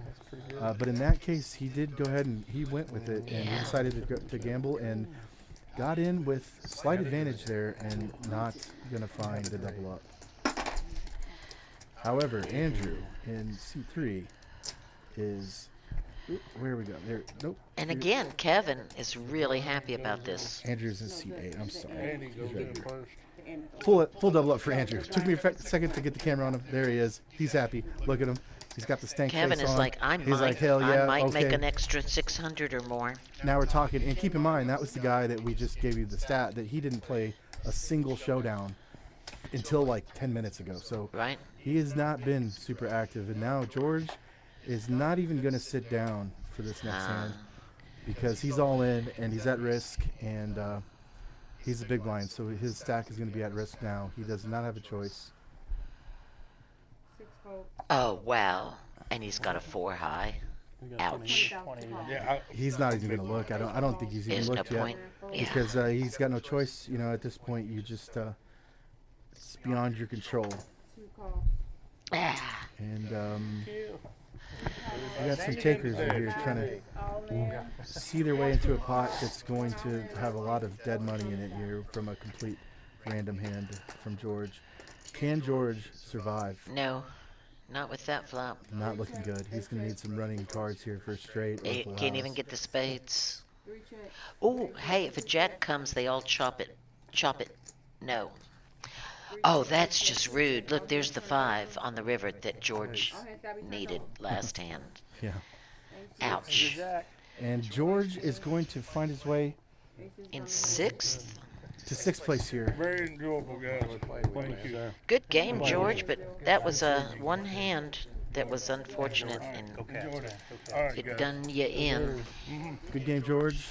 He took the flip, and you know, that's the sickest part about this game. You work your ass off to get here. You're at the final table, and so often it comes down to a 50-50. And I mean, he did actually get it in with a better hand, but it didn't hold and wasn't likely to. Yeah. And if you know, just imagine, put yourself in their shoes. If you've never flipped a coin for $18,000 before, it's something else. You know, you have to be in the spot to really to know what it's like. So.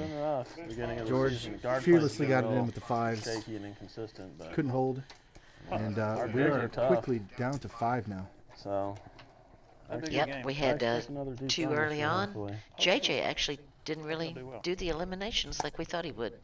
Last year's He run dealt a lot of was really really exciting. strong hands to people, but you're Man, right. it We was- didn't lose anyone under the rule of JJ dealing. It's amazing. wasn't Now it? back to these two. I think we've seen a lot of action between Wow. Yeah. between Charlie Charlie, and Dale. Charlie thinks he's Doyle Brunson now. He's raising with 10 deuce off. Now he lets it go. Okay. You know who's happiest about Kevin, that last Kevin. How much is Kevin going to make if he goes out right now? I can't outs, but I know that it was worth at least $1,000. So 6th to Like 5th. 900? It was Did about yeah. I think. Let's see here. Kevin laddering up with. No, the I'm saying, 5 did he big make an blinds. extra 900 by? Oh yeah, he made waiting it out? 1,000. He made exactly 1,000, just under 50 under. So not a lot of spots you could just sit there and watch YouTube and make $1,000, but this man right here has done it. And here And- he's and, all uh, in, but And now that's. he's happy to ladder up, and now it's time to gamble and make something happen. And you know what? That's except for the jacks. That's not a bad hand. 10-8. I like 10-8. It's very sneaky. Well, the thing is, he's under the gun, so he's either going to be all in now or the next hand. Yeah. 58. 10-8 is a lot better than a random hand. Yeah, a lot better than poor George got with the 4-3 offsuit. Yeah. Hello. Yeah, what do you know? And not very Been all good right shape this against season, jacks here for this so. particular holding, but We'll see. can Kevin Anything find could a miracle happen. here? Oh, got And an he flops an open-ender. Always a sweat. He Give needs him a 6 or a trips. jack. Give him ban. Does not find it. 2 of the jacks were dead due to the Oh, they pocket were? jacks. Okay. Well, because Charlie's got jacks, so he didn't have his full 8 outs. He had 6. Big game. Yeah, the rich get richer. About as good as you could ask for 10-8, jamming under the gun with 2 big blinds or 3. And we are down to 4 now. Kevin's going to take 5th place for a prize of $4,425. So, hey, it's getting real. Yeah. We're getting up to the double. Like or I the- said, pretty soon you're talking about real money now. Yeah, we're almost approaching the 5-digit numbers, so. These guys are, maybe they're trying to get home in time for the Lost Super two Bowl. really quick. So maybe they're, First hand, Charlie put that. you know what? I don't think so. I think for 18,000, people can just watch it later. Charlie's just happy to sit there And then and he had maybe the tens taping and- it at home. Or should I say recording it? I mean, 18,000, you just go to the Super Bowl next year in person. Hey now.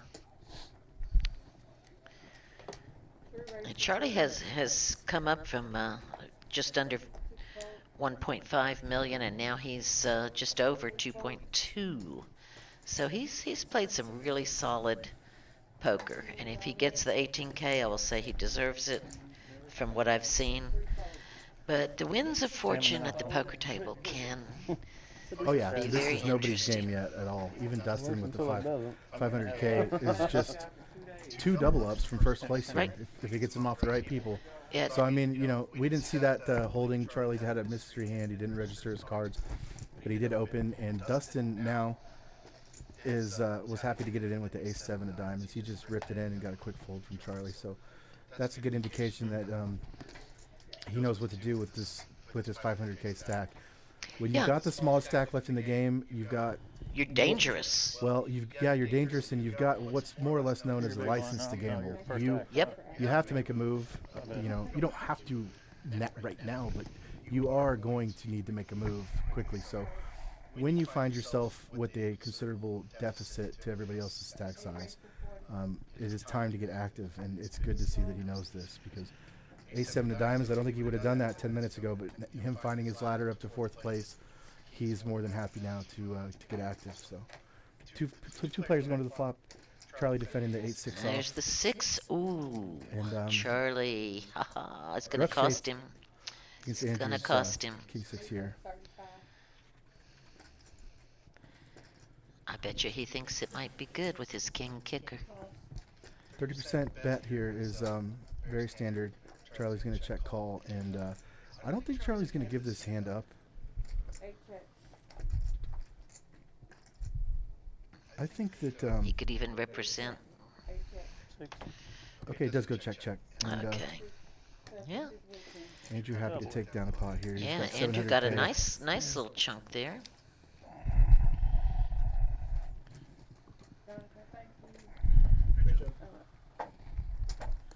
they coming in next hand? So this is funny how you said, you know, Charlie and Dale kind of squaring off, and then you've got Dustin and Andrew. It's almost like, you know, I've been watching too much Olympics, like a team sport. Okay, it's Yeah. these two guys against these two guys. It Yeah. definitely felt like that for the first hour. There was Uh-huh. two pairs of players really going at only each other. Right? I don't think it's personal. I think it's just the hands that No, were dealt no. to them. But you know, it was definitely interesting. And there's definitely some. The thing is, though, the more that happens, then you can get that rivalry built up a bit. Sure. And if you got one guy who's kind of picking on you all day, it often feels like he's picking on you. And the truth is, most players are not doing that. No. Good players aren't holding grudges and targeting you for any reason other than this is the hand I'm dealt right now. This is the situation. But if you get emotional and let certain players get in your head, or you let the guy who keeps shit talking get you all worked up, it usually ends up in something bad. It doesn't really help you to let that factor into. Well, I'll just say, like, from a female perspective, I mean, sometimes I do feel like guys are picking on me, you know, because I'm the absolutely. woman. They don't want a woman at the table, Oh, or no, they think they that's- can push me around. Absolutely. And they do sometimes, and it's Yeah. true. But also, I can get stubborn, and I can dig my feet in a little Yeah. bit.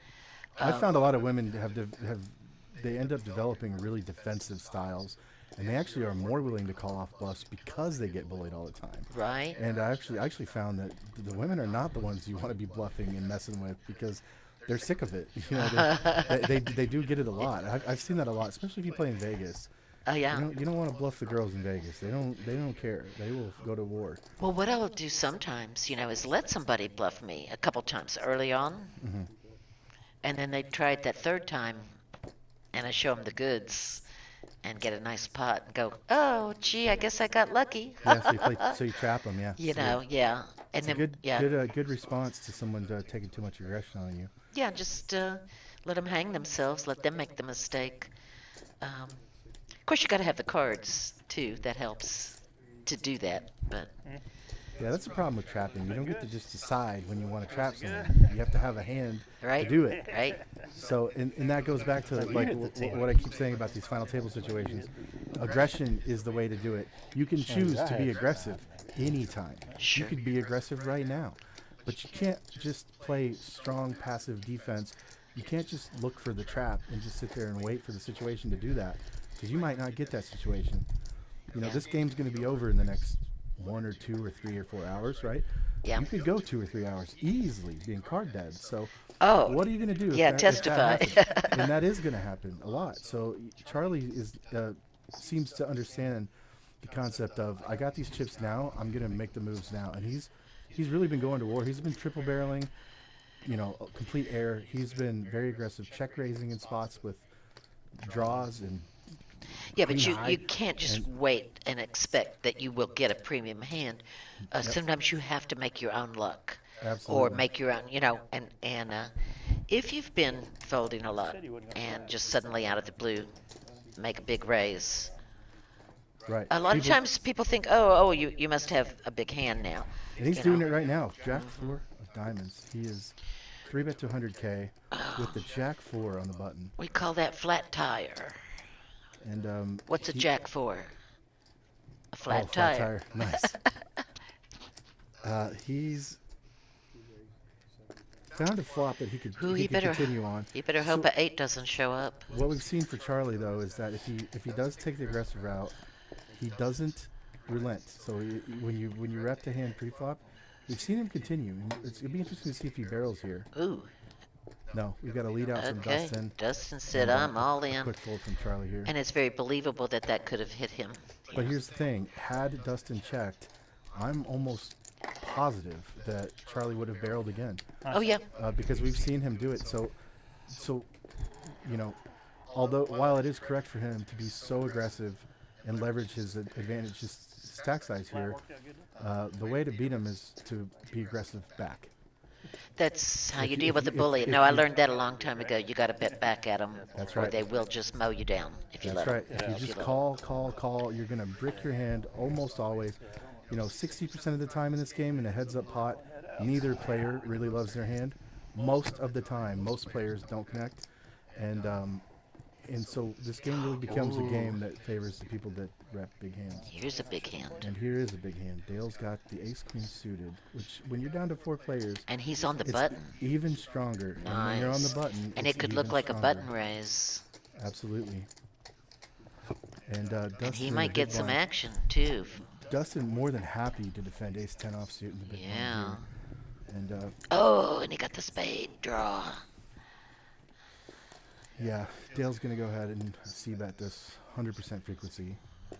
He's got 2 See, overs. this is spade where I draw. would be tempted to trap a little.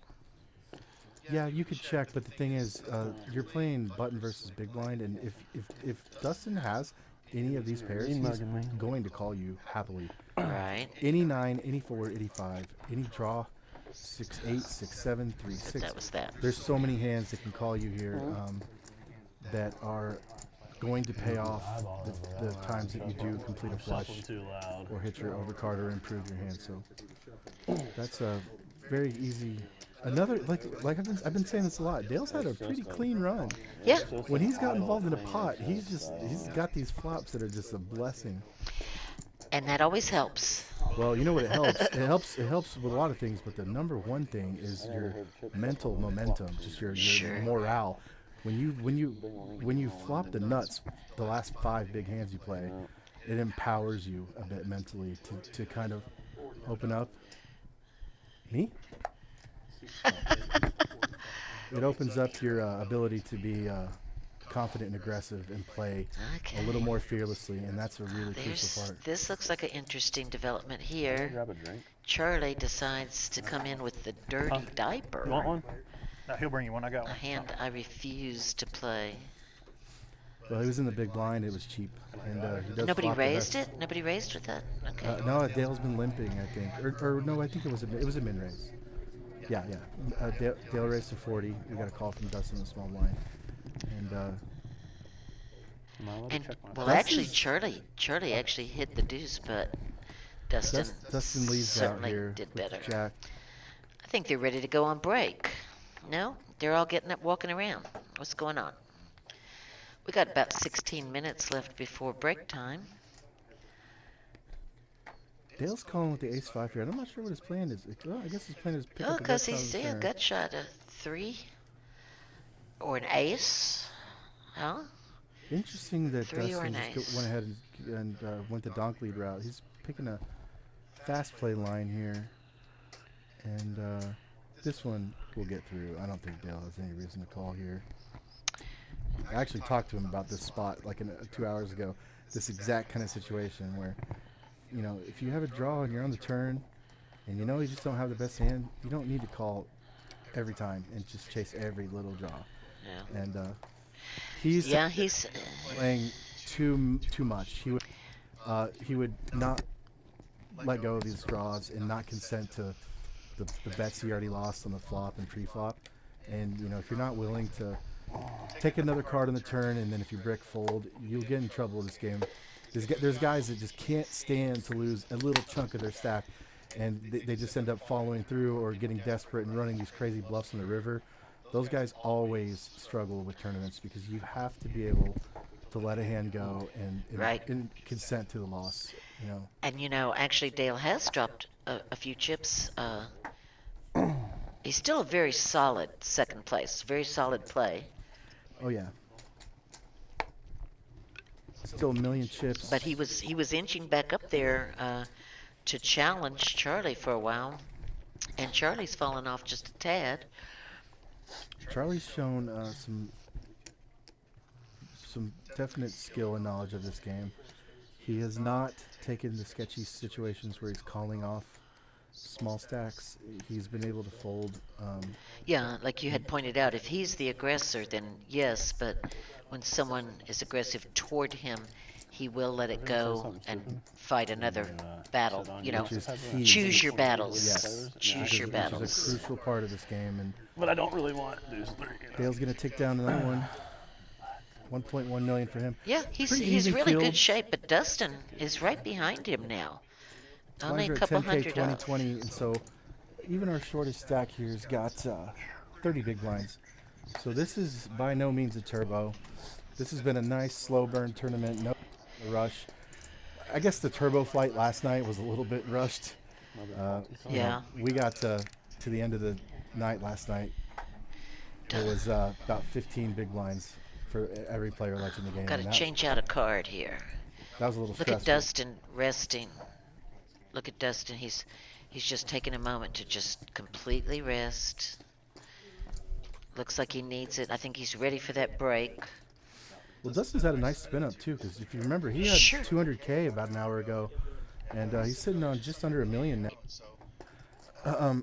It always feels good to get that momentum going and feel like you're a contender. It's kind of easy to, as you sit there and you're not making hands, you're not gaining chips, to start feeling like, okay, well, I guess it's 7th place for me. I guess it's 8th place. And then you know, when you get a little fire going, you Yeah, start now- thinking, wait, I'm a contender. You Yeah. know? Wait, I'm in this thing. He's yeah. He's not just a also ran. He can see, like, okay, coming around the home stretch, and when he makes his move, here's Charlie with a real hand. Oh, Charlie? and Andrew has the fish hooks. And did Andrew just call here? I will tell you, jacks are not my favorite hand. That's what I bust with I more am- than anything. I am shocked that he chose to just call from the big line with jacks, but now he's going to find himself in a great situation. And yeah, Both players Charlie holding thinks over he's pairs. in gold right now. Yeah, both players holding over pairs. Andrew's going to lead out, and I'm not Ooh, going to be Charlie surprised if pops Charlie it. Charlie raises. popped it up. Yeah. Yeah, Charlie, quick raise to 60, all in a quick call. Wow.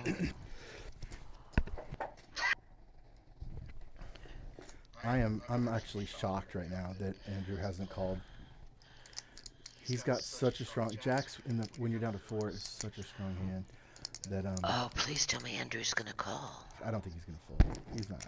I just can't imagine he would fold. Of course, he hasn't seen.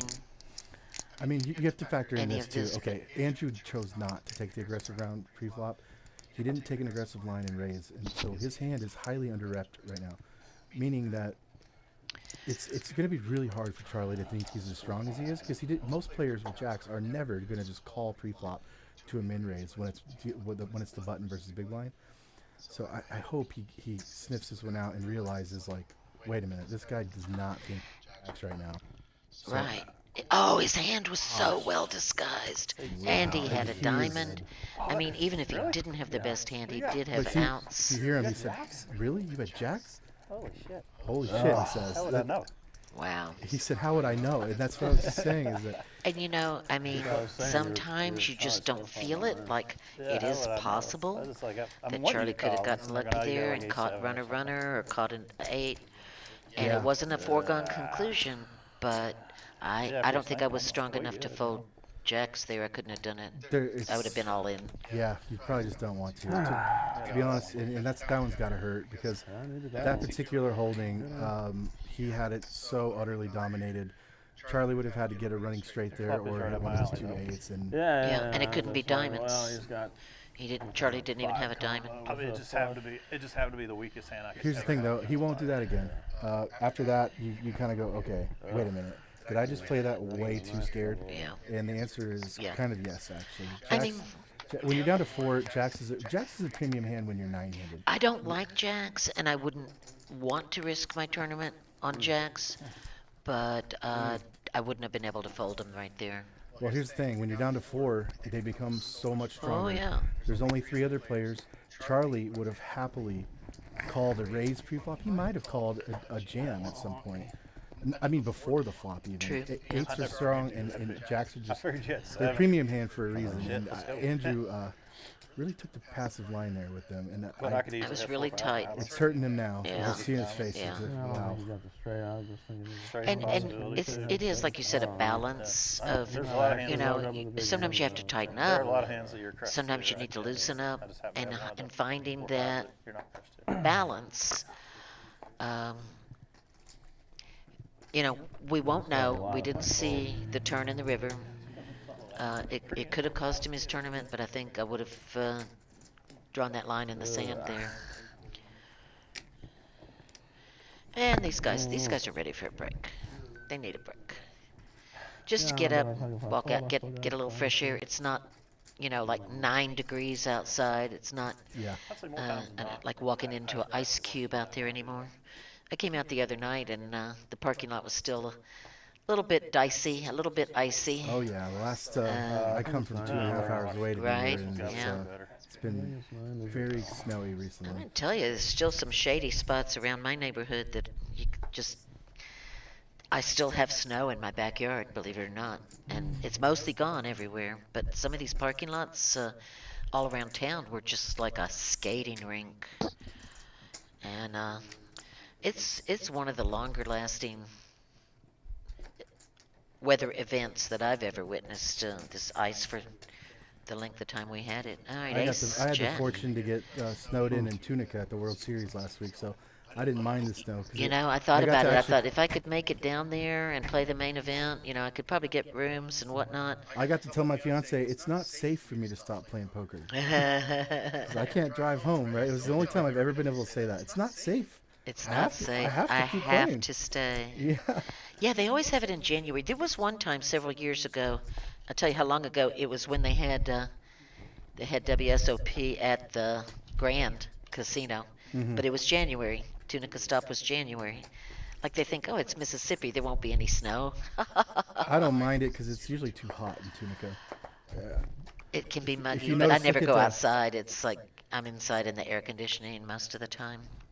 Andrew's face has gotten a lot redder in the last 10 minutes since that hand.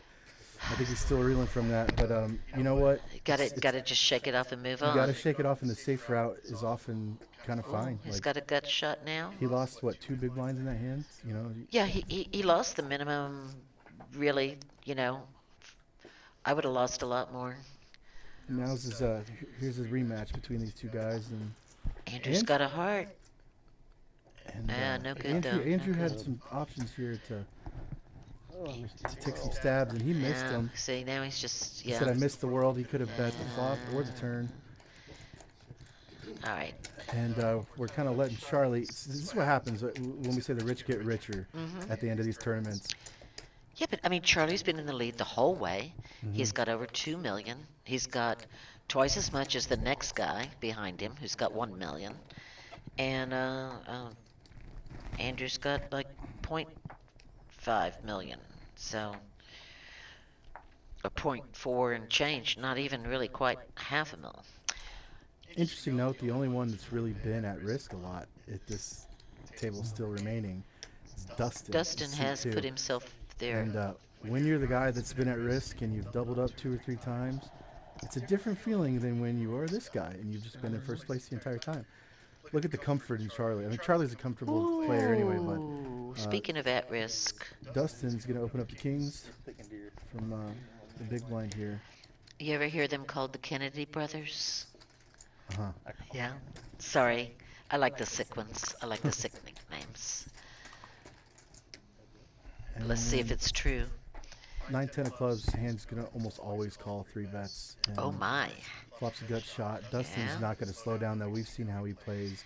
Nothing to value. scare Dustin. There's no Dustin bullet likes out to there. just lead it out when he has the hand. He hasn't been one to play slow yet, so Did Charlie get enough of it to continue?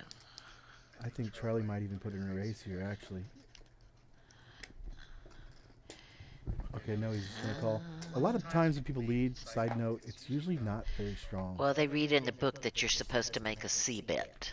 You're supposed to make a but continuation betting bet. before, when you're first to act and you bet, that's usually not recommended. So This he is did very check here. interesting. Now Charlie picks up a 6 for an out as well. So he checks this time, and now this is interesting. He didn't see bet the second time. 100. Um, And that's a call.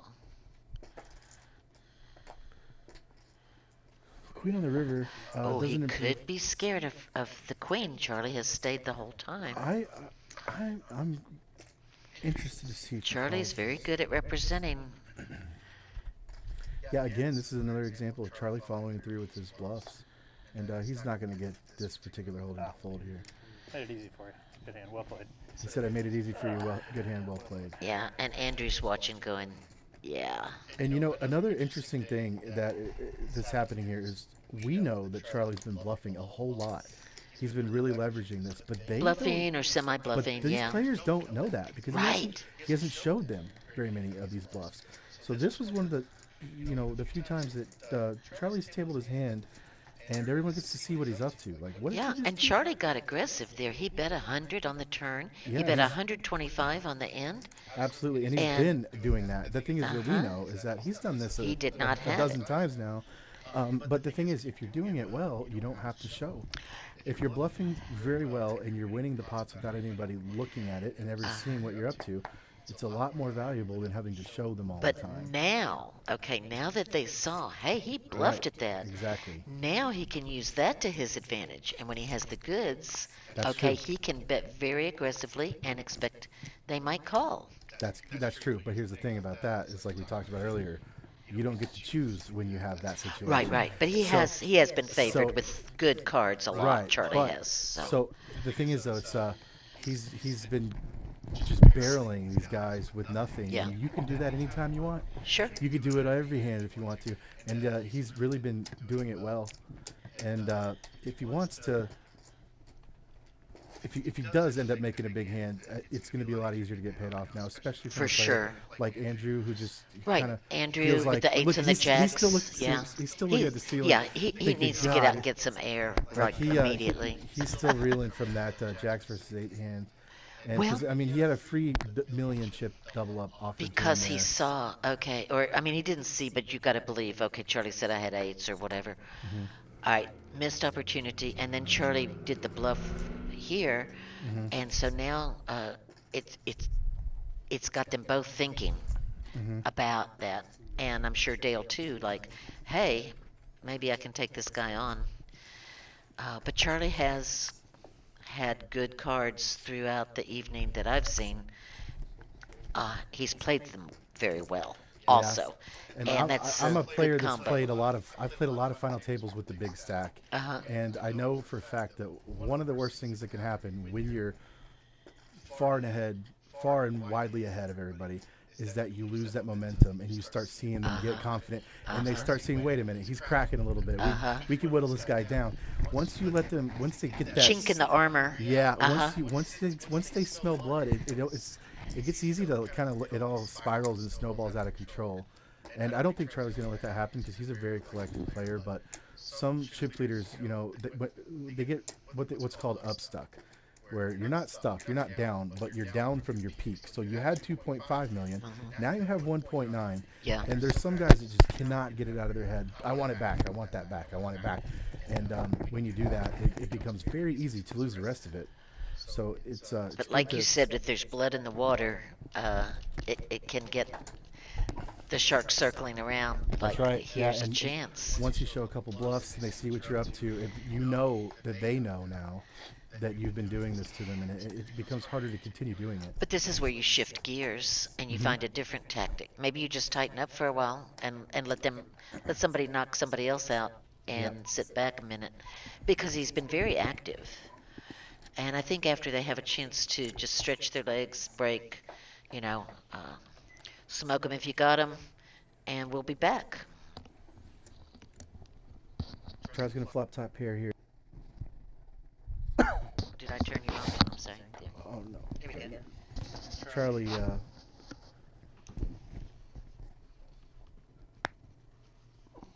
going to a turn here with Dale, and Dale just picked up the second pair, and he's gonna go ahead and lead out. This goes back to what we're saying, like, these players have seen Charlie now show up with a lot of this nothing, and so both players not super stoked on the 3 clubs. It will complicate things, but Charlie does pick up top 2 pair, Two pair. and not top 2, but 2 pair, and he's gonna show it. Dale's gonna lose a pot here, and we're going to break. Chip leads. Charlie with 1.9, Dustin 1.3, Dale just under $1 million, and Andrew patiently playing the 385K 19 big blinds. Coming back to 12.25, 15.25 after break.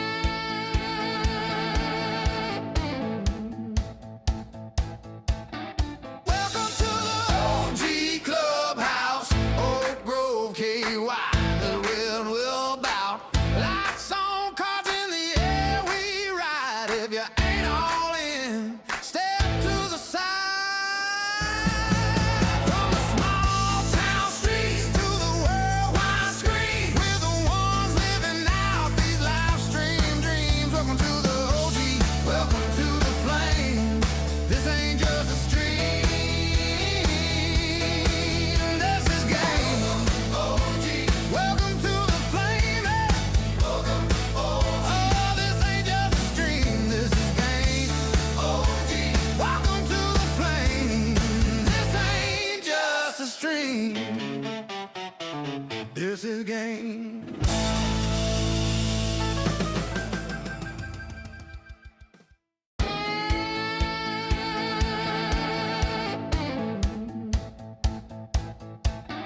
Welcome to the OG Clubhouse, Oak Grove, KY. The wind will bout. Lights on, cards in the air, we ride. If you ain't all in, step to the side. From the small town streets to the worldwide screen, we're the ones living out these live stream dreams. Welcome to the OG, welcome to the flame. This ain't just a stream, this is game. OG, welcome to the flame. Oh, this ain't just a stream, this is game. OG, welcome to the flame. This ain't just a stream, this is game.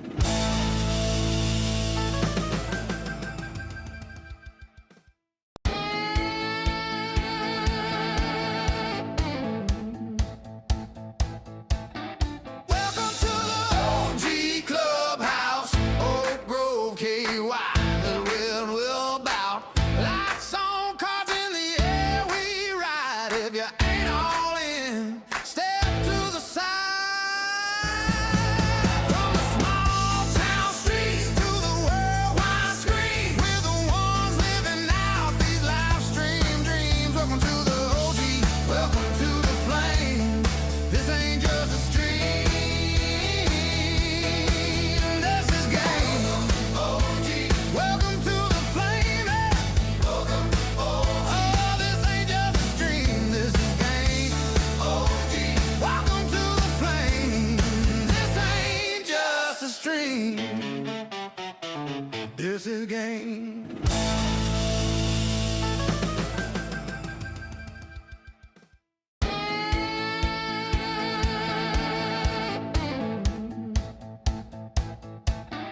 Welcome to the OG Clubhouse, Oak Grove, KY. The wind will bout. Lights on, cards in the air, we ride. If you ain't all in, step to the side. From the small town streets to the worldwide screen, we're the ones living out these live stream dreams. Welcome to the OG, welcome to the flame. This ain't just a stream, this is game. OG, welcome to the flame. Oh, this ain't just a stream, this is game. OG, welcome to the flame. This ain't just a stream, this is game.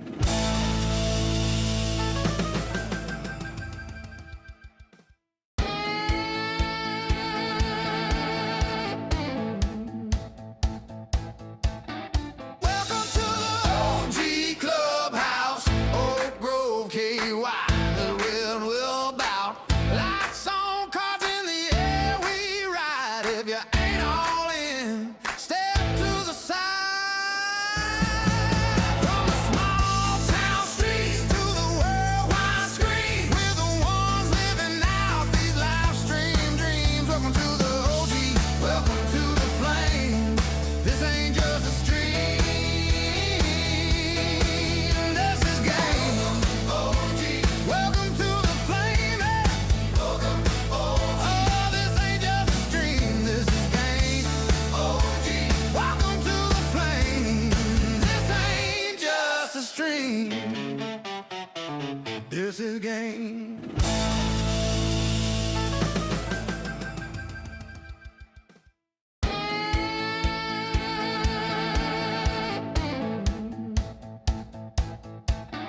Welcome to the OG Clubhouse, Oak Grove, KY. The wind will bout. Lights on, cards in the air, we ride. If you ain't all in, step to the side. From the small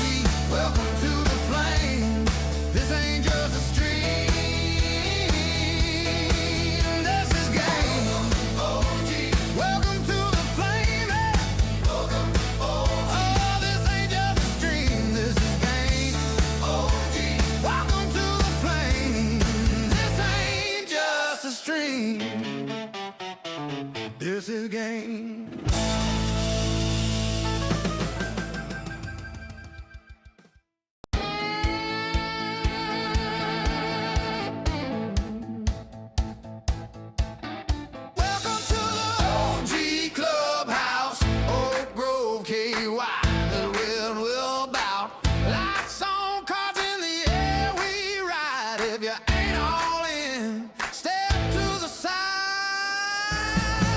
From the small town streets to the worldwide screen, we're the ones living out these live stream dreams. Welcome to the OG, welcome to the flame. This ain't just a stream, this is game. OG, welcome to the flame.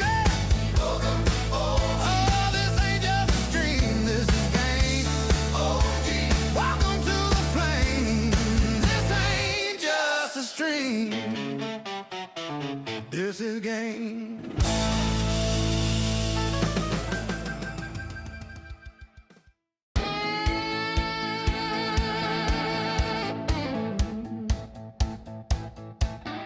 Welcome to the OG Clubhouse, Oak Grove, KY. The wind will bout. Lights on, cards in the air, we ride. If you ain't all in, step to the side. From the small town streets to the worldwide screen, we're the ones living out these live stream dreams. Welcome to the OG, welcome to the flame. This ain't just a stream, this is game. OG, welcome to the flame. Welcome, oh, this ain't just a stream, this is game. OG, welcome to the flame. This ain't just a stream, this is game.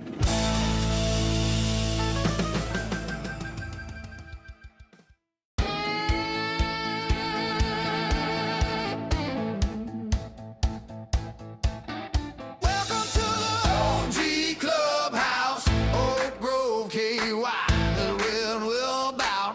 Lights on, cards in the air, we ride. If you ain't all in, step to the side. From the small town streets to the worldwide screen, we're the ones living out these live stream dreams. Welcome to the OG, welcome to the flame. This ain't just a stream, this is game. OG, welcome to the flame. Welcome, oh, this ain't just a stream, this is game. OG, welcome to the flame. This ain't just a stream, this is game.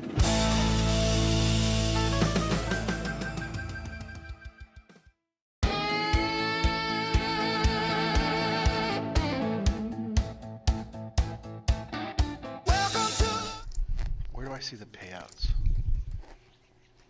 They can't just stay up there though, because you have to see it, right?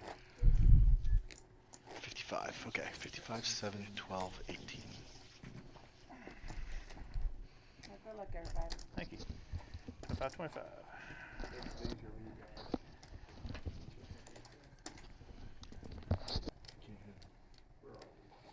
Oh, we're over here on me. 3 raised to 50. 6 volt.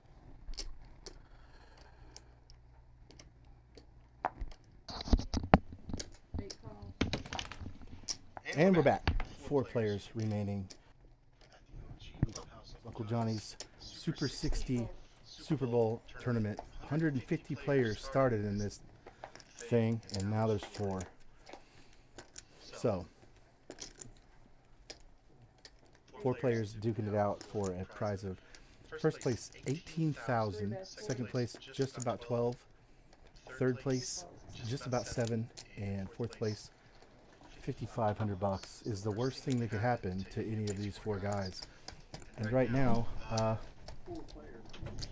we've got a pretty even poker game going on. So, What's up? Good. I'm pretty sure I turned mine on all the way there. Yes, you did.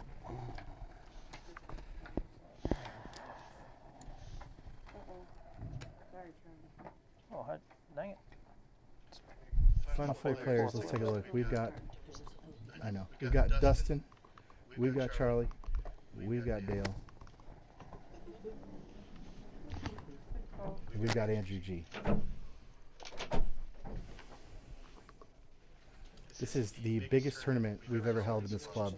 So these guys are not taking it lightly because, I mean, honestly, even the other bigger events, this is easily twice as big, almost 3 times as big as some of the other main events that we've held here. So more than happy to sit it out, be patient, play very solid poker, and I think we'll see that continue here.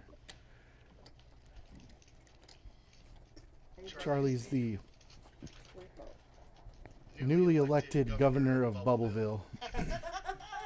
I guess we're not near the bubble anymore, but he is the local sheriff, and these boys are within city limits. Charlie has very much been happy to leverage his big stack here, show a lot of aggression, run some pretty feisty triple barrels, and put these guys to the test. And I don't think he's going to slow down now, because now you can do it even more. Now when you're in the final 4 and you're so close, you got to do it. You got to do it carefully. You can't just be firing away willy-nilly. But it's called educated aggression, and Charlie has won a bunch of tournaments in this room. I've seen him win more than one already, and he's no stranger to this situation. So we'll see what he does with this chip lead. But let's not count out anybody else either, because I mean, nobody. Even our shortest stack still working with how much here? 600,000. Andrew's got 300,000.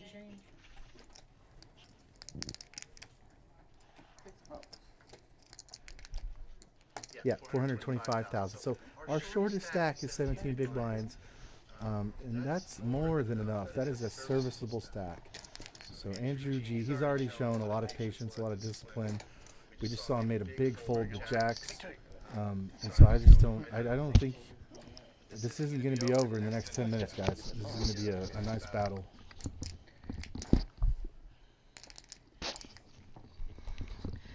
It's better than the Puppy Bowl. I hope you're enjoying. Yeah.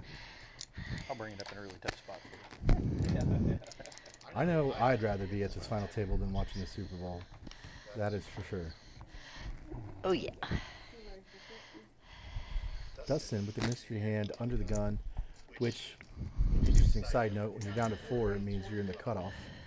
So under the gun is actually the cutoff. So you're in position. Under the gun is not bad in this situation when you're 4-handed. He's going to open a mystery hand. We haven't seen it yet.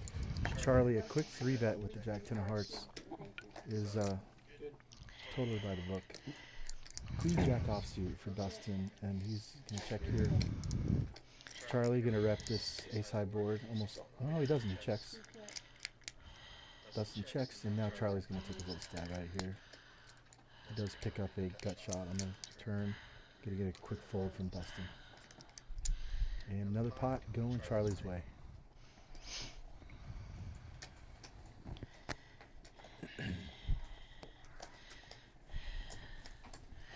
But for the first time, we have Dustin in second place. Dale has dropped down a little bit, but he's still right up there. It's still anything can happen, like you said. Oh, absolutely.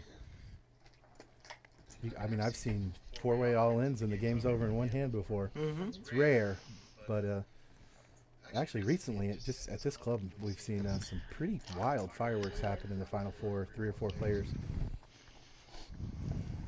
King Jack diamonds under the gun. Charlie more than happy to raise with 2 suited broadways here.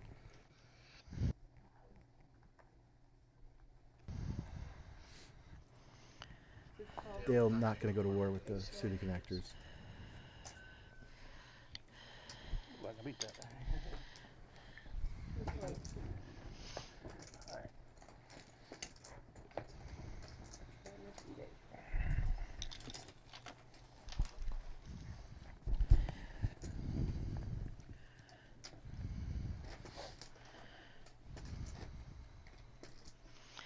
Okay, and you're talking about this is one of the larger tournaments, or the largest so far. Just gets bigger and better. Saturday, next Saturday, Valentine's Day, if you have no plans, there will be a Thunder XL, No Limit Hold'em and Omaha. So if 2 hole cards are not enough for you and you want to have 4 to play with, Omaha is a different animal. It's a 9-card game. If you go to the river, total buy-in is $240 with a $5,000 guarantee, and that will start at 1 p.m. next Saturday the 14th here at OG.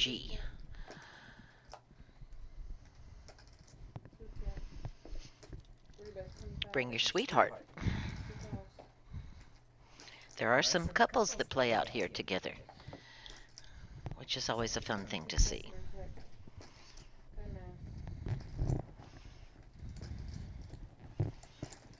Charlie gonna take it down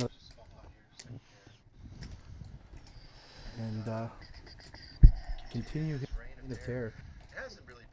He hasn't been over the top, and actually he's really not fine. Everything he's done is very theoretically sound. It's how you want to be playing. And unless these guys can get active with him, he's gonna just keep this going. And it's not about busting anybody else. It's just whittling them down. You've got all the power to just take down the blinds, and every time you do that right now, you're going to gain 65,000 chips. Mind you, we started this tournament with 30K each, so just the big blind alone is almost a starting stack that we paid $600 per player for in this tournament. Charlie's going to 3-bet the King 5, and he's showing these guys, like, hey, if you raise a hand, you better be serious about it, because I'm going to raise you. I'm going to defend my big blinds. I'm going to get in here with you. And it makes it a lot harder to play speculative hands like Dale just tried to open. Jack 7 offsuit. You know, if you just don't have a hand that can sustain any pressure, you'll find yourself slowly kind of just avoiding spots against Charlie here. And of course, that's what he's looking for.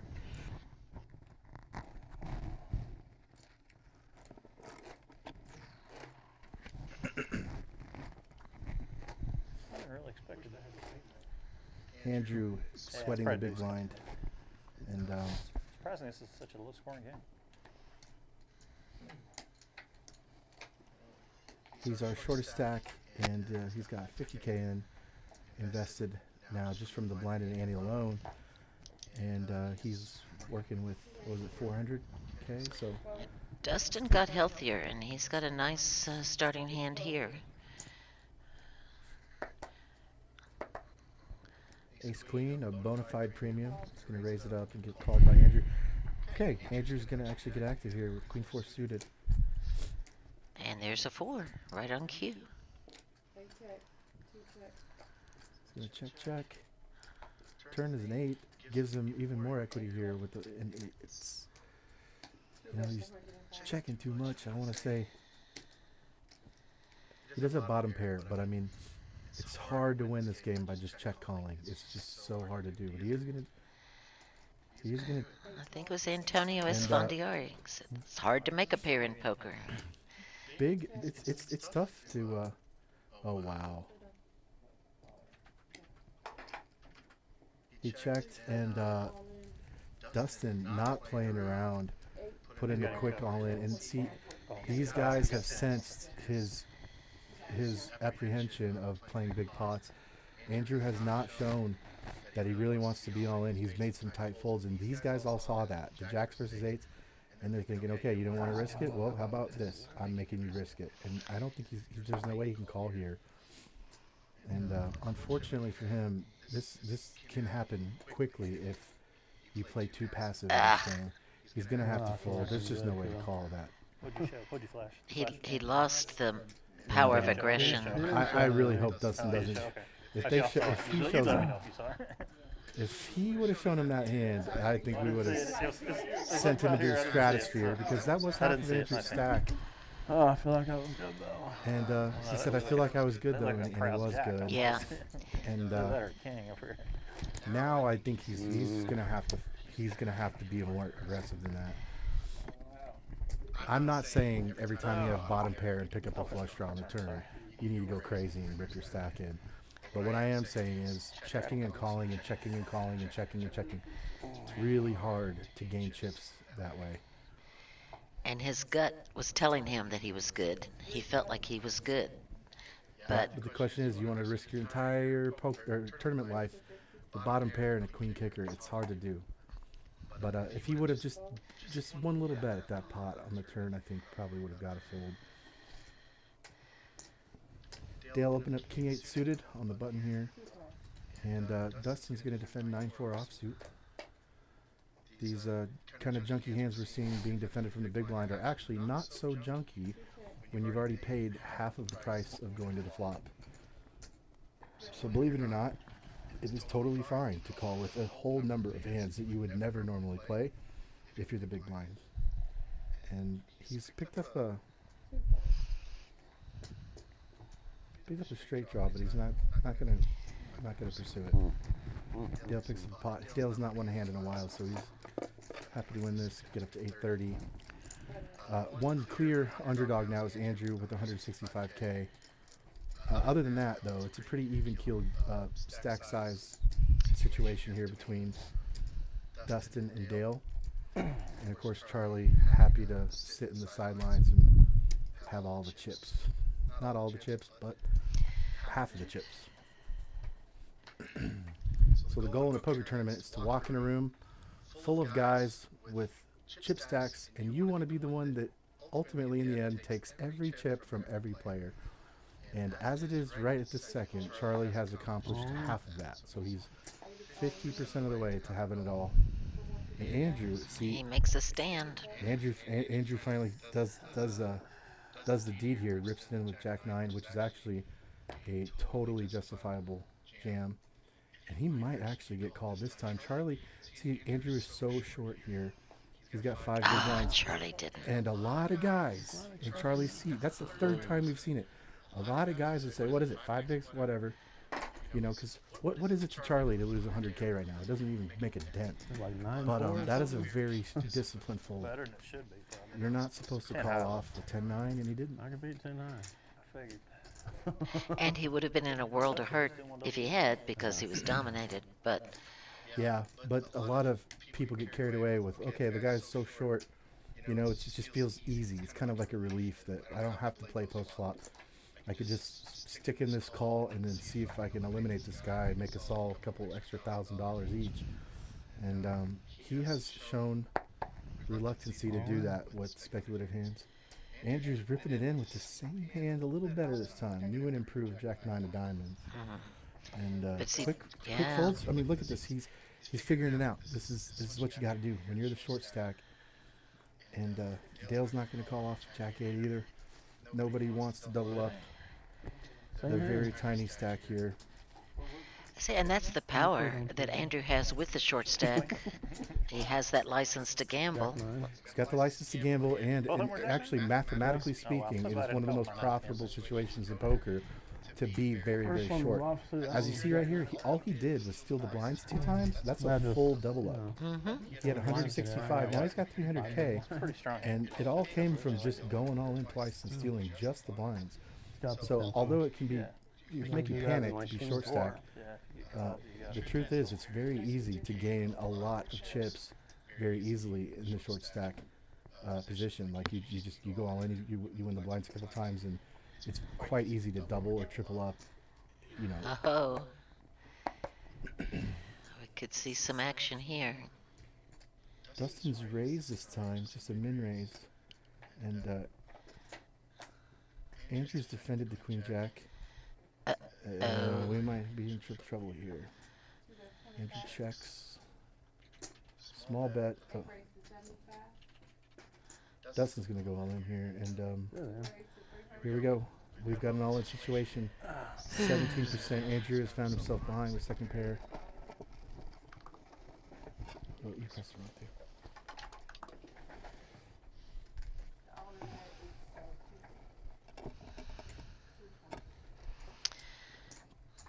Andrew looking for a queen or a jack to save the day, and does not find it. Good luck, He's everybody. Place $5,500 going his way. Not a bad score for a 4th place finish. Good game. He was just getting that momentum Good back. game, Andrew. Definitely had some turbulent situations here in the last couple levels. So that And there helps Dustin's stack. He's moved up nicely. Yeah, that was a big old juicy pot for this guy right here. Dustin just took roughly 300K from Andrew and has increased to a very sturdy second place. And now nobody is short. Dale's our smallest stack left in the game, and he's got plenty of chips. Everybody has chips right now to make something happen.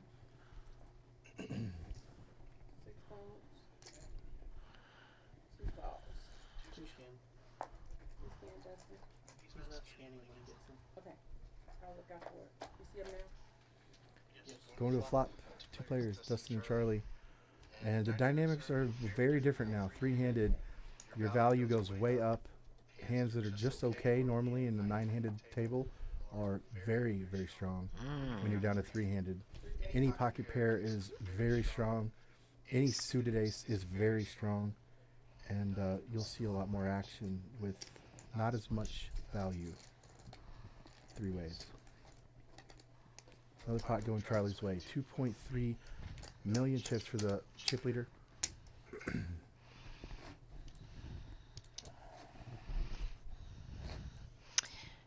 And it's interesting watching Dale sitting there with his hand on his mouth and just sort of biding his time because he Yeah, he's biding his time, but he's also getting to that point where he's feeling like starting to feel the beginning of, okay, I'm the shortest. Which he's not, he is the shortest, but he's not short because he's got 765,000 chips at 25K. What is that? 7 times 4 is roughly 30 big blinds. So yeah, he's not like hanging on by a thread by any means. I mean, it's easy to start feeling like that just because you're the shortest, but the only way to know if you should be panicked or not, and the answer is you usually shouldn't be, but am I short or do I have enough chips to wait a little bit? You have to look at it in relativity to the blinds. So 30 big blinds is not a short stack by any means. So he's going to be opening hands like King 5 of diamonds still, and he's going to take one down doing so. did himself some good there. So Button should be. No, I was just, You're just a big one. You're the dead small. So Bud should be the 2. Button should be. Take a moment to speak about the dealers here at OG. We've got was I a just great big blind? crew of dealers. oh, was it? And Miss Carolyn, I've watched her on TV No, dealing You were in big blind. the 'cause you raised out of the WSOP big in blind. Las Vegas. Yeah, yeah. I'm a button, yeah. Yeah, because you made it 50. She'll Yeah, get I've it seen- straightened out here. I've played in at least 8 states with Carolyn dealing. Right? Oh yeah. She I've gets seen her everywhere. around, Yeah, yeah. I've seen her everywhere. She's very solid. And she's a good player, too. I've played a couple ladies' tournaments with her. And I believe she took that one down that I was in briefly. Definitely have seen her picture flash on the wall here a couple times with Right. a trophy in front of her for sure. So they do have some nice ladies' tournaments out here at OG. A lot of support and very safe and a very comfortable atmosphere for women to jump on in here and play with the boys or play with other ladies. Every Thursday night they have some specials to encourage ladies to come out and play some cards.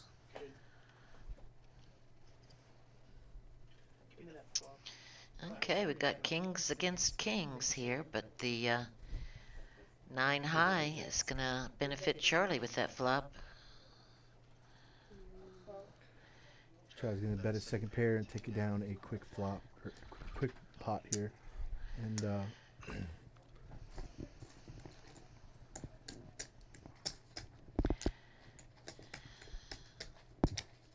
talked to Dale a bit on break, and he said this is his deepest run in a 2-day tournament ever.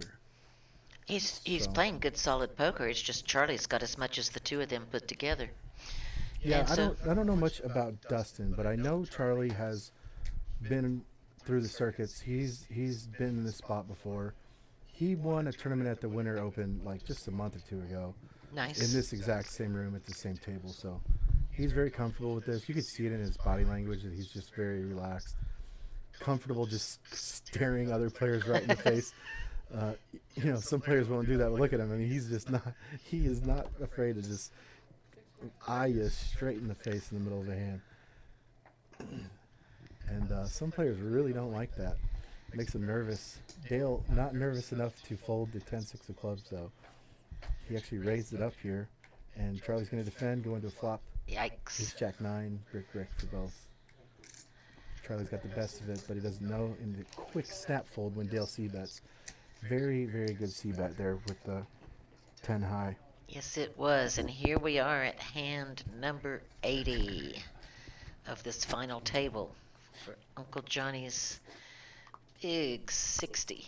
This is it's a fun tournament. I wish I could have hung out in it a little longer.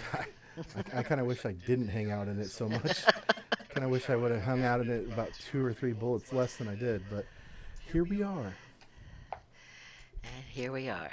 I came 7 from cashing the first flight, 2 from the second, and 2 from the third. And I had 300. I was the chip leader an hour before we ended last night, and I left with nothing once again. So the deal is when I come do this broadcasting stuff, I'm either at the final table or I'm broadcasting the final table. And so far it's mostly been broadcasting. Dustin loving the flop here, flopping trips. Yeah, unfortunately it hit Dale too, so he's gonna bet out, but Dustin ain't going Dale's nowhere. gonna lead, and now look at this guy. We're gonna see, is this a man who's going to slow play here, or is he gonna bet quickly and raise?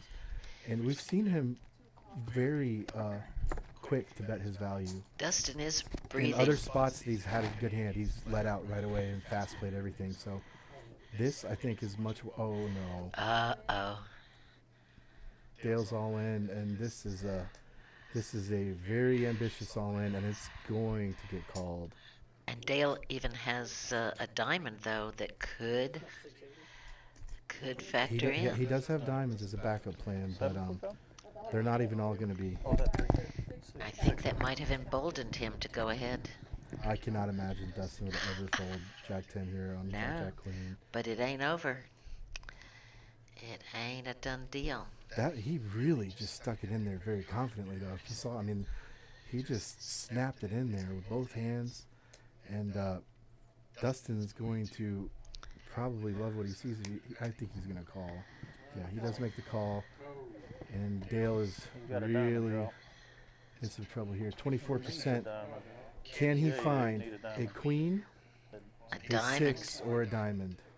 Anything but the 10 of diamonds. Nope, it was the right color. Right church, wrong pew.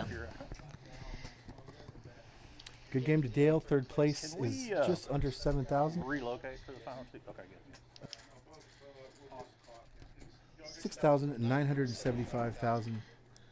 Net 975. So just under 7,000 for Dale. He's going to be heading back home. He comes from about 2 hours away, and got to be happy with the third place finish. 150 runners, and we're down to just 2. So we're heads up between this man here and this man here. But now Dustin just picked up a bunch of chips. Dustin picked up enough chips now that this is a very, very almost even-keeled heads-up match we got brewing. Where you gonna go?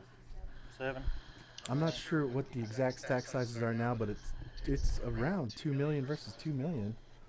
Yeah, and it's average chips 2.25 million. So it's just about 50-50 here. Right there. Oh yeah, it's 1 and 2.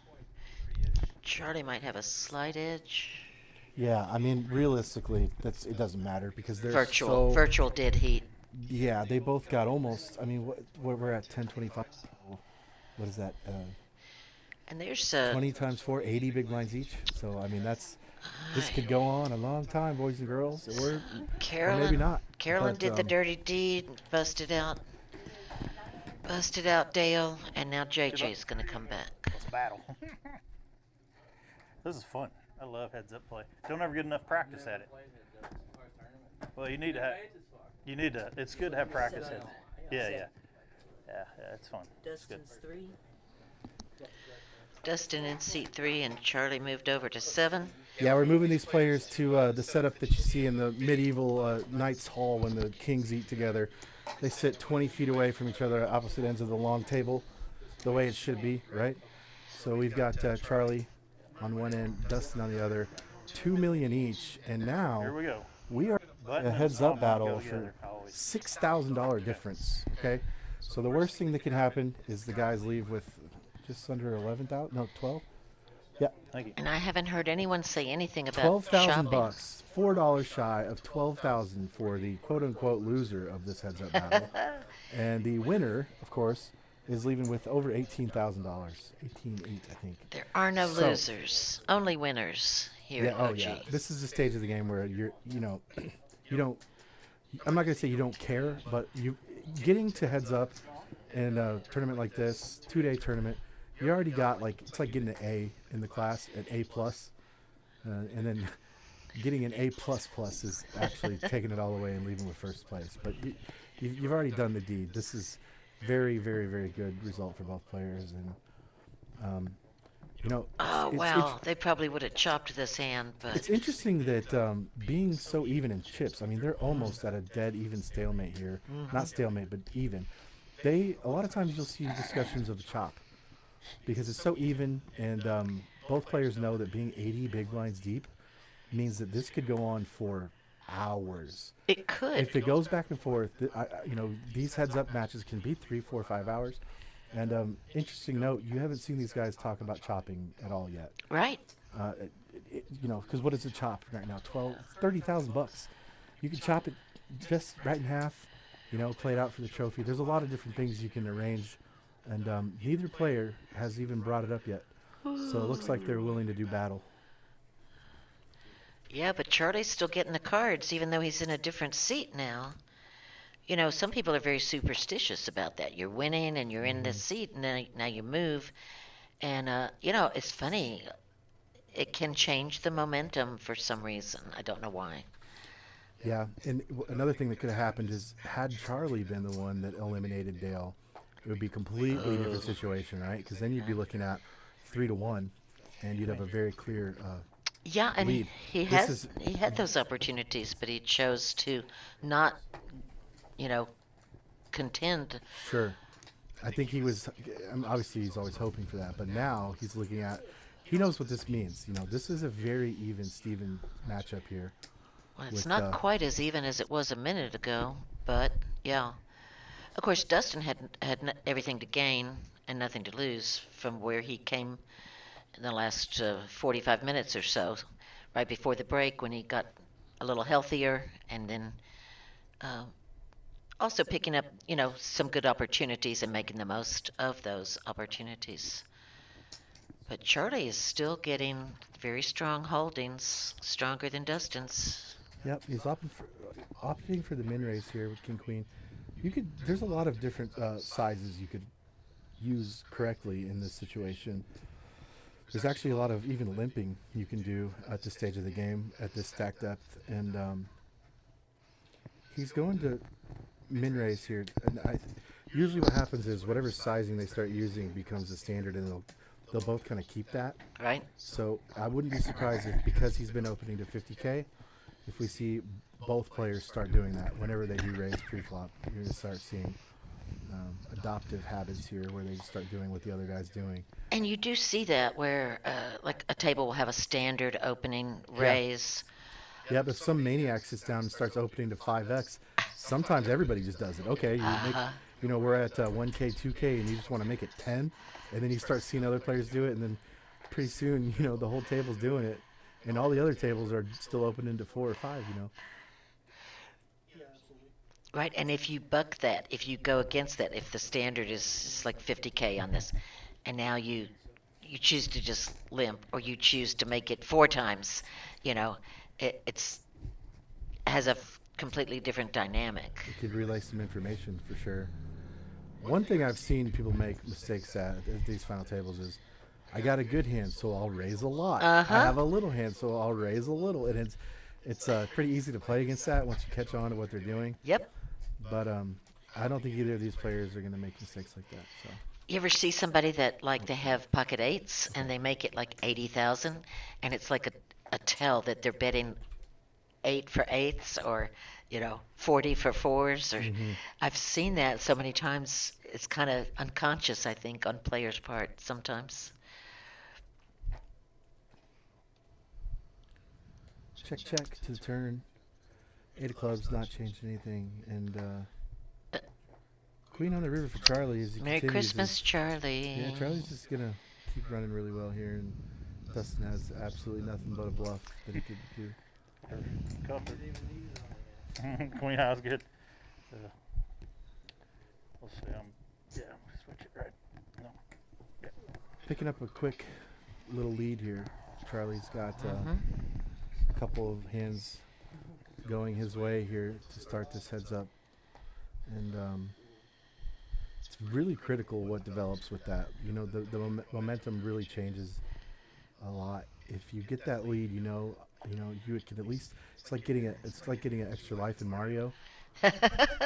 You can make one big mess up and double the guy up and you're still in the game. And his lead now is developing pretty strongly here. 2.5 to 1.8. Both players going to brick the floppy again. I don't think Dustin knew he had the best hand. No. And that's just the reality of no limit hold'em. Heads up, it becomes a game of who wants this pot, because neither player is going to have much value very often. Right, and you don't get a lot of opportunities to play heads up. No. Very rarely do people sit down at a cash table, in live poker anyway. Online it's pretty common. You just go to a heads up table, but you never see two guys at a club say, hey, you want to play heads up? It's just very uncommon. So, and the reason is it's because it's not necessarily fun, really, because so often it's just kind of what we're seeing here. I have 6 high, you have 7 high, check, check, someone bluffs, and that being the case, the experienced players know that being aggressive and just betting a lot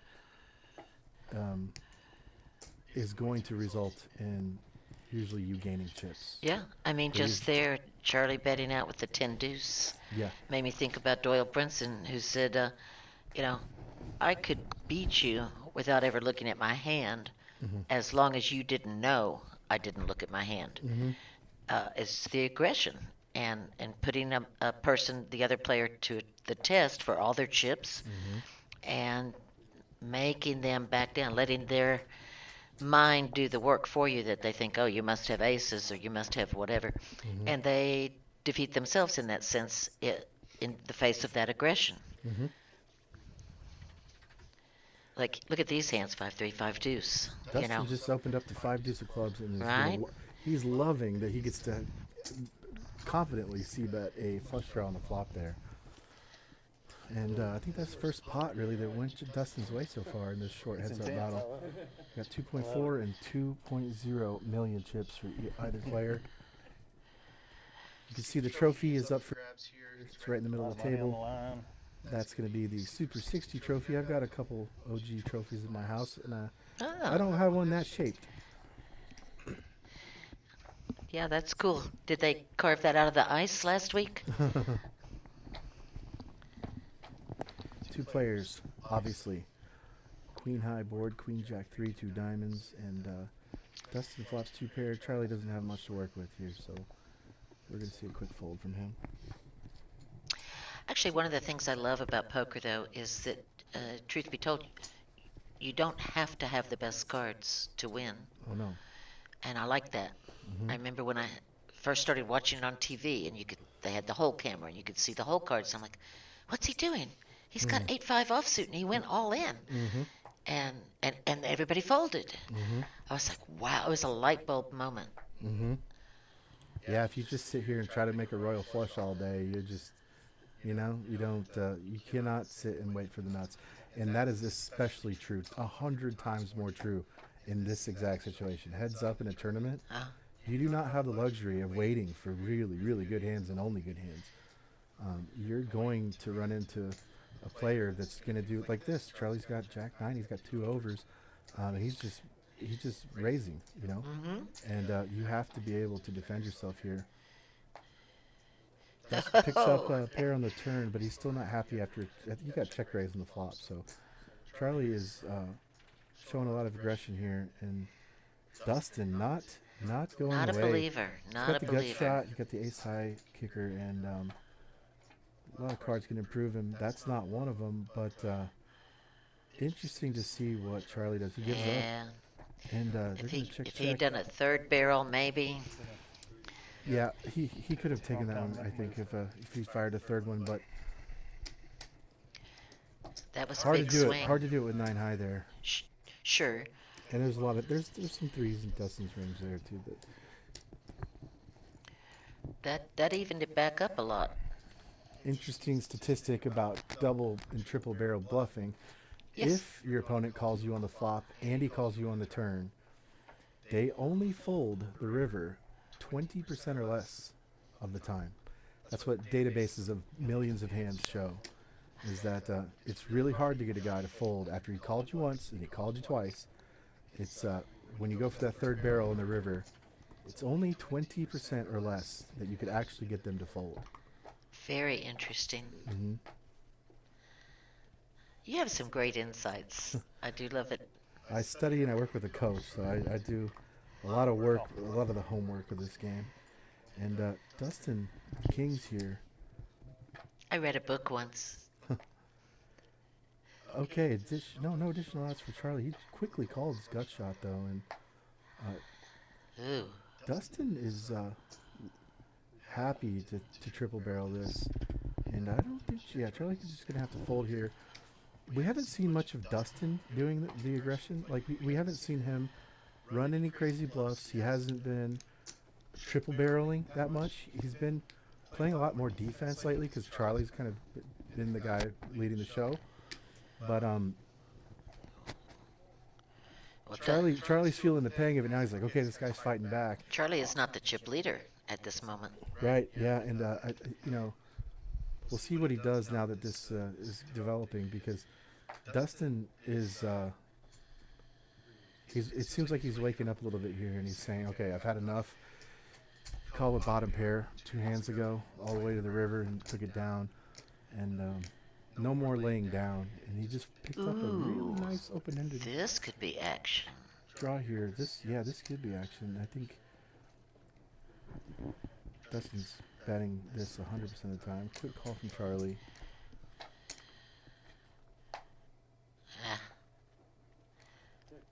Five. Yep. Dustin thought about that final bluff, and he didn't follow through with it. Yeah, 4 high. Yeah, it's not that though. It's the hands that he's repping. So he's already bet the flop and the turn. So Charlie obviously doesn't know he has 4 high, and a lot of hands that can call heads up once and twice actually won't call a big bet on the river. But you got to have the gumption. You really have to have the nerve to stick it in there with 4 high sometimes, and it's hard to do that. I think the word is cojones. Yeah. Yeah. That's part of my problem. I don't have the cojones.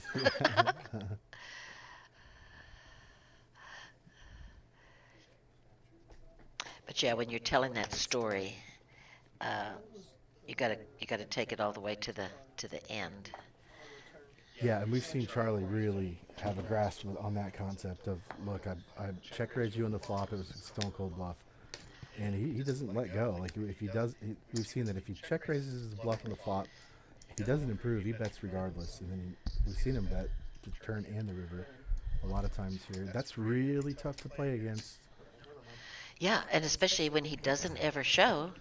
If you fold and you don't get that information, you're not sure what he's doing. You don't know if you made a good lay down or you missed an opportunity like had happened to Andrew earlier.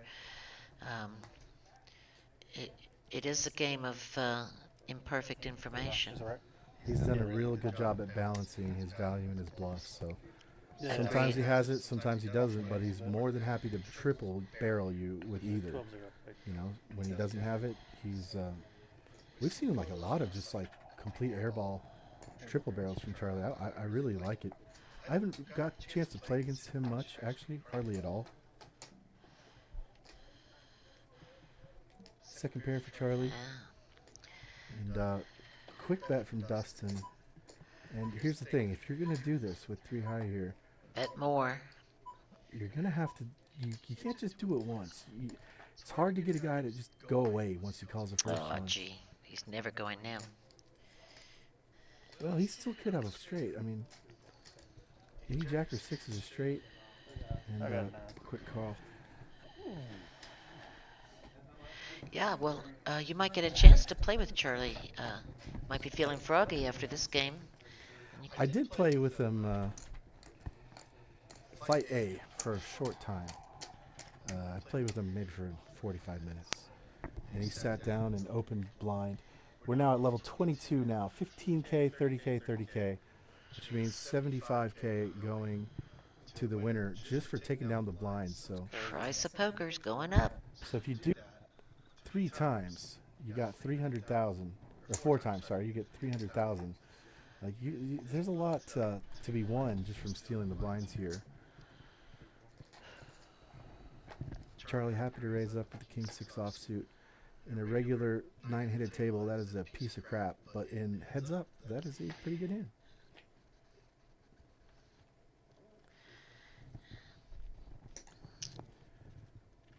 Dustin made that second pair, but does he? Yeah, okay. King high. Deuce is good. It's good. A lot of ping-ponging going on here with who wins. Just a lot of back and forth. We're still pretty even. Until we see a major hand versus another major hand. Actually, we're exactly the exact starting stacks that they started with when we started heads up here. Except Dustin, they reversed, so Dustin's got the slight lead. 2.3 versus 2.1. And I mean, you've got a significant pay jump here. $6,000 is definitely worth playing solid and sitting here. And if it takes 5 hours, I mean, most guys are happy to play it out for 5 hours. My highest cash ever was a little over 7,000. So, yeah, Right. Significant amount. Yeah. From first down to second. Okay, this could be an important hand.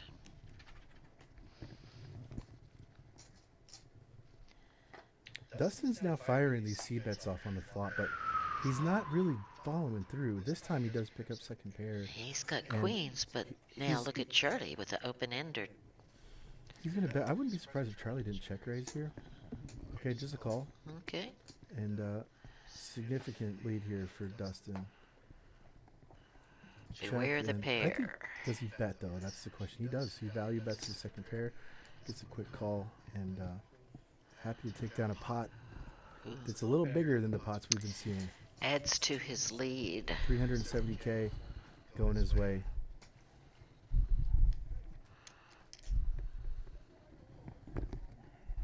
Now I got a 20% gap between the stack size of these players, and that's got to feel good for Dustin. Dustin was, if you remember, one of the shortest stacks at the table when we got to this table. Oh, yeah. When we started out, he had 356,000. Yeah, he was the second smallest stack left, or third. And now he finds himself heads up, playing for the trophy, and enough for enough to buy a car. I'd do 7. Yeah, right. And we are approaching not a big deuce 7 100 fan. hands. I think this will be 98.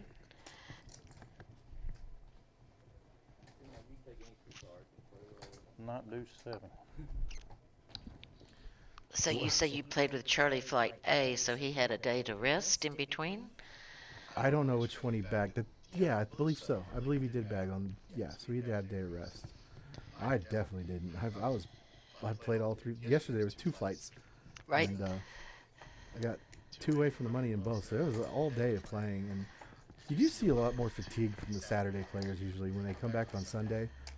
Friday guys feel a little more fresh. They had a whole day off, feeling good, excited for the Sunday, resting up.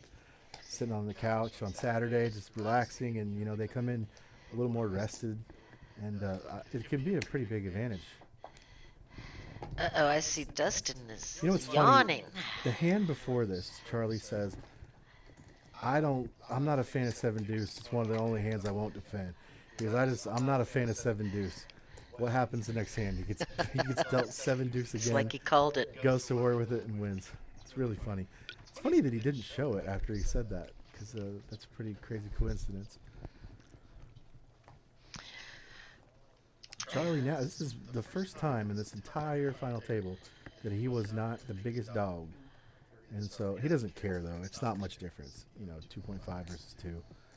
But it is interesting to note that this entire time he's had a big lead until just now. And he's going to go bigger this time. So Charlie's had enough with his min-raise stuff. Going to 75. It's a little, what is that, 2.5.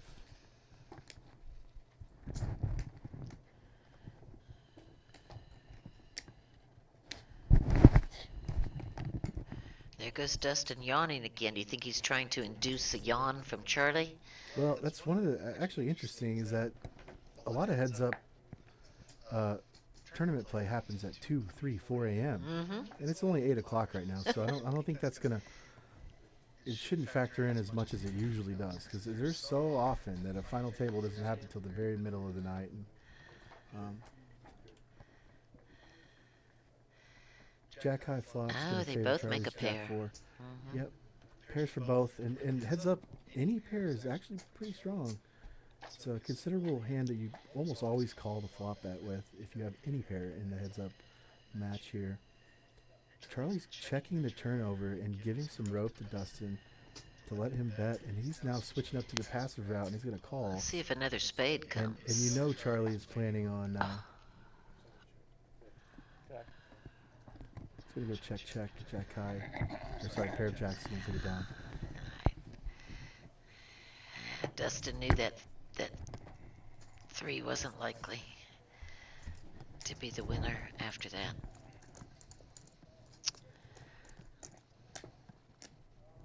It's a Super 60s celebration. Thanks, Uncle Johnny.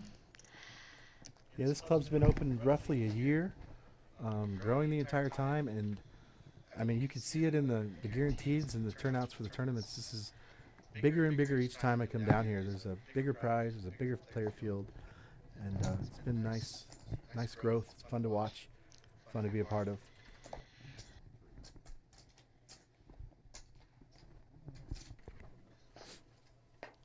King 5 of clubs bumping it up on the button, and Dustin just keeps flopping those bottom pairs. Yeah, there's that 3. Tough to work with. Oh, but a little now easier when you turn 2 of them, though. And there's club draw up there too. This could get interesting. Yeah, nut club draw for Charlie here, and if a club comes, the king does come, and now there's some trouble.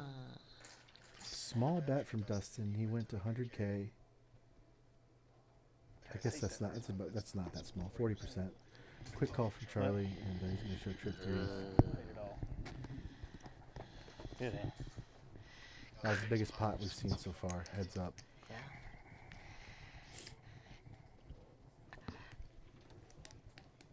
Yeah, one time I had pocket 3s. Hated it all. I was playing with an old guy down in Tunica, and 3 came on the flop, and I bet big. And boy, he tried to bluff me off, and we went all the way down to showdown at the river.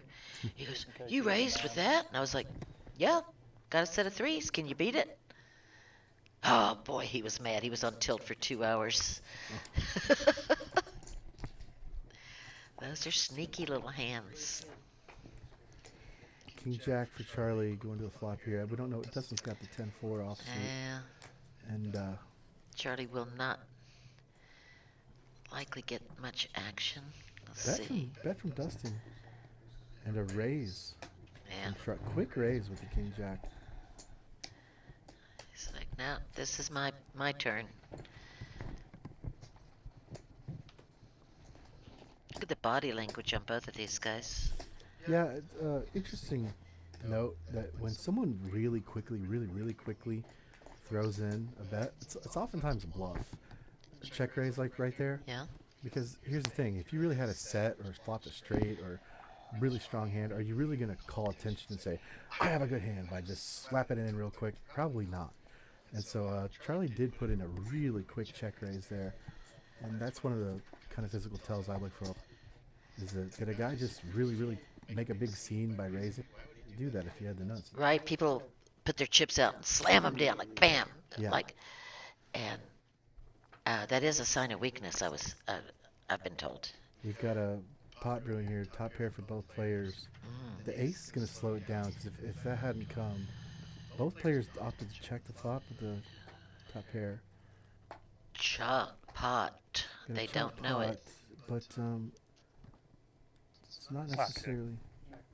I got a Yeah, I was going to say it's not necessarily a board they love. So check and they're going to chop. That's like kissing your sister through a screen door. Yeah. Chop it up. Doesn't do much for anybody.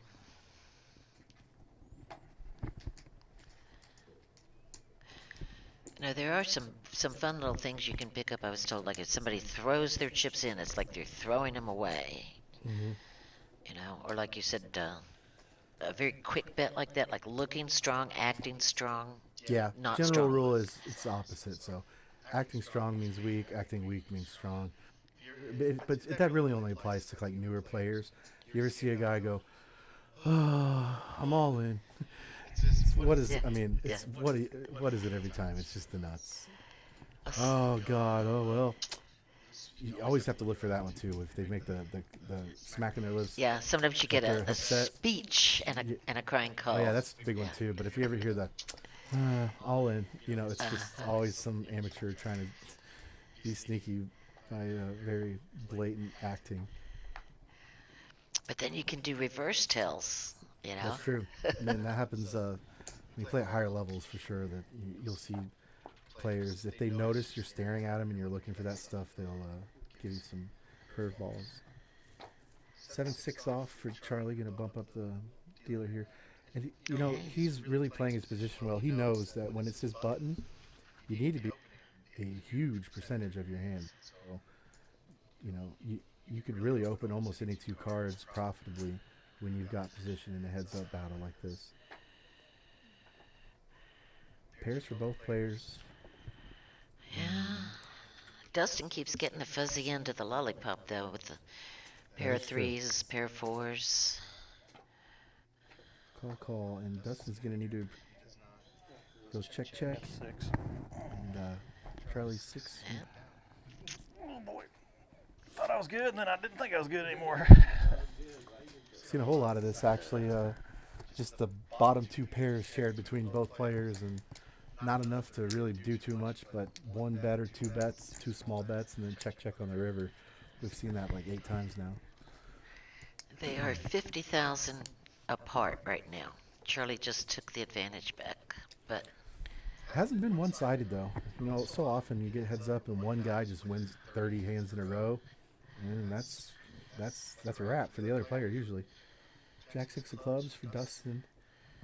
If you're in the chat right now, show support for whoever you want to win. Are you Team Charlie? Charlie's kind of almost developing a LeBron status around here. He's been winning a lot of tournaments. Someone on break told him, hey, if you keep winning all these tournaments, they're not back. And of course, that's not the case at OG, but it is true that he's been dominating these tournaments a lot the last 2 months. we have a big hand brewing here. Oh my goodness, we do. 2 pair for Dustin, and Charlie just turns the second nuts with the redraw. This might get all in. This might be a game ender. This really could get all in here. And the Jack of clubs is Dustin- out of it because Dustin's holding it. Dustin just led into him, and Charlie raises, and we're all in. This is game. No, Yeah. we covered. Got only one hand beat. And it has been Call. a good game, but look at these hands. Yeah, but you know this isn't gonna end the game because Charlie has more chips. Charlie has less chips. Sorry. But he- Dustin will have change. Dustin has 4 outs and 4 outs only, and does brick. So we gotta count 'em. Now Dustin's gonna have a couple. He's gonna have a very small stack left. Turn. But it he's says not. Dustin I'm sorry. is eliminated. I had it backwards. Dustin Yeah, was eliminated. Dustin had the 2 pair with the boat draw. That is He game. I'm had a sorry. I thought flush he had. draw. Like 1 or 200K. He had him covered by 50K. Remember, I just said they're almost even and 50,000 difference. Oh my goodness. So yeah. Okay. That did it. Charlie did have just Wow. 50, 1.5 big blinds more than Dustin. And he so- had just taken that I mean, back. it really wouldn't matter anyway if he had 1 big blind left. It's pretty much game over regardless. Yeah. But that is a complete wrap on Uncle Johnny's 1.9. Super 60. We're going to verify this first. 10. Yeah, we are going to verify two- that because 2.1. I read it the opposite way, that Dustin was slightly ahead, but they were going back and forth so much with the hands leading up to this that I knew That's it was a cooler. close. 2 pair and a flush draw. That's an insane card. Yeah, what I was looking Yeah. at, it was a $50,000 difference on Charlie's favor. So if that's correct, we'll see. And what's crazy is Dustin had such a lock on this flop. I mean, Oh, yeah. I like hated it when you said you had 2 pair. Okay, okay. Yeah, Oh, I you mean, said that I- hand played itself. I mean, I'm still looking at it going, wait, but he's got these outs. He's got this, he's got, oh, wow. I mean, Charlie was in such rough shape though. He really only Any- had the 9 or running clubs. Any or club on the river? He needed a he was in some trouble here. I do think this is going to conclude the game, but I could be wrong. We're getting close. It looks like. Is it over? Okay, that is official. We are at the conclusion. Ah, good First game, place, fellas. 18 Really good. That was amazing finish. Charlie's way 18,000 going to Charlie, 11,996 going to Dustin. Woohoo! They battled it out. 50 players down to You these dealt the 2, cooler right and there. that's That a was a wrap. nasty turn. I Biggest said, give me the 9 of tournament clubs, and we've you ever peeled had it. That at was a this club. big hand, too, to finish it. That's what it took. He's never to- folding. Thanks for tuning in. Enjoy the Super Bowl. Come back next week and watch the stream. I'll take a picture of that. Hold on.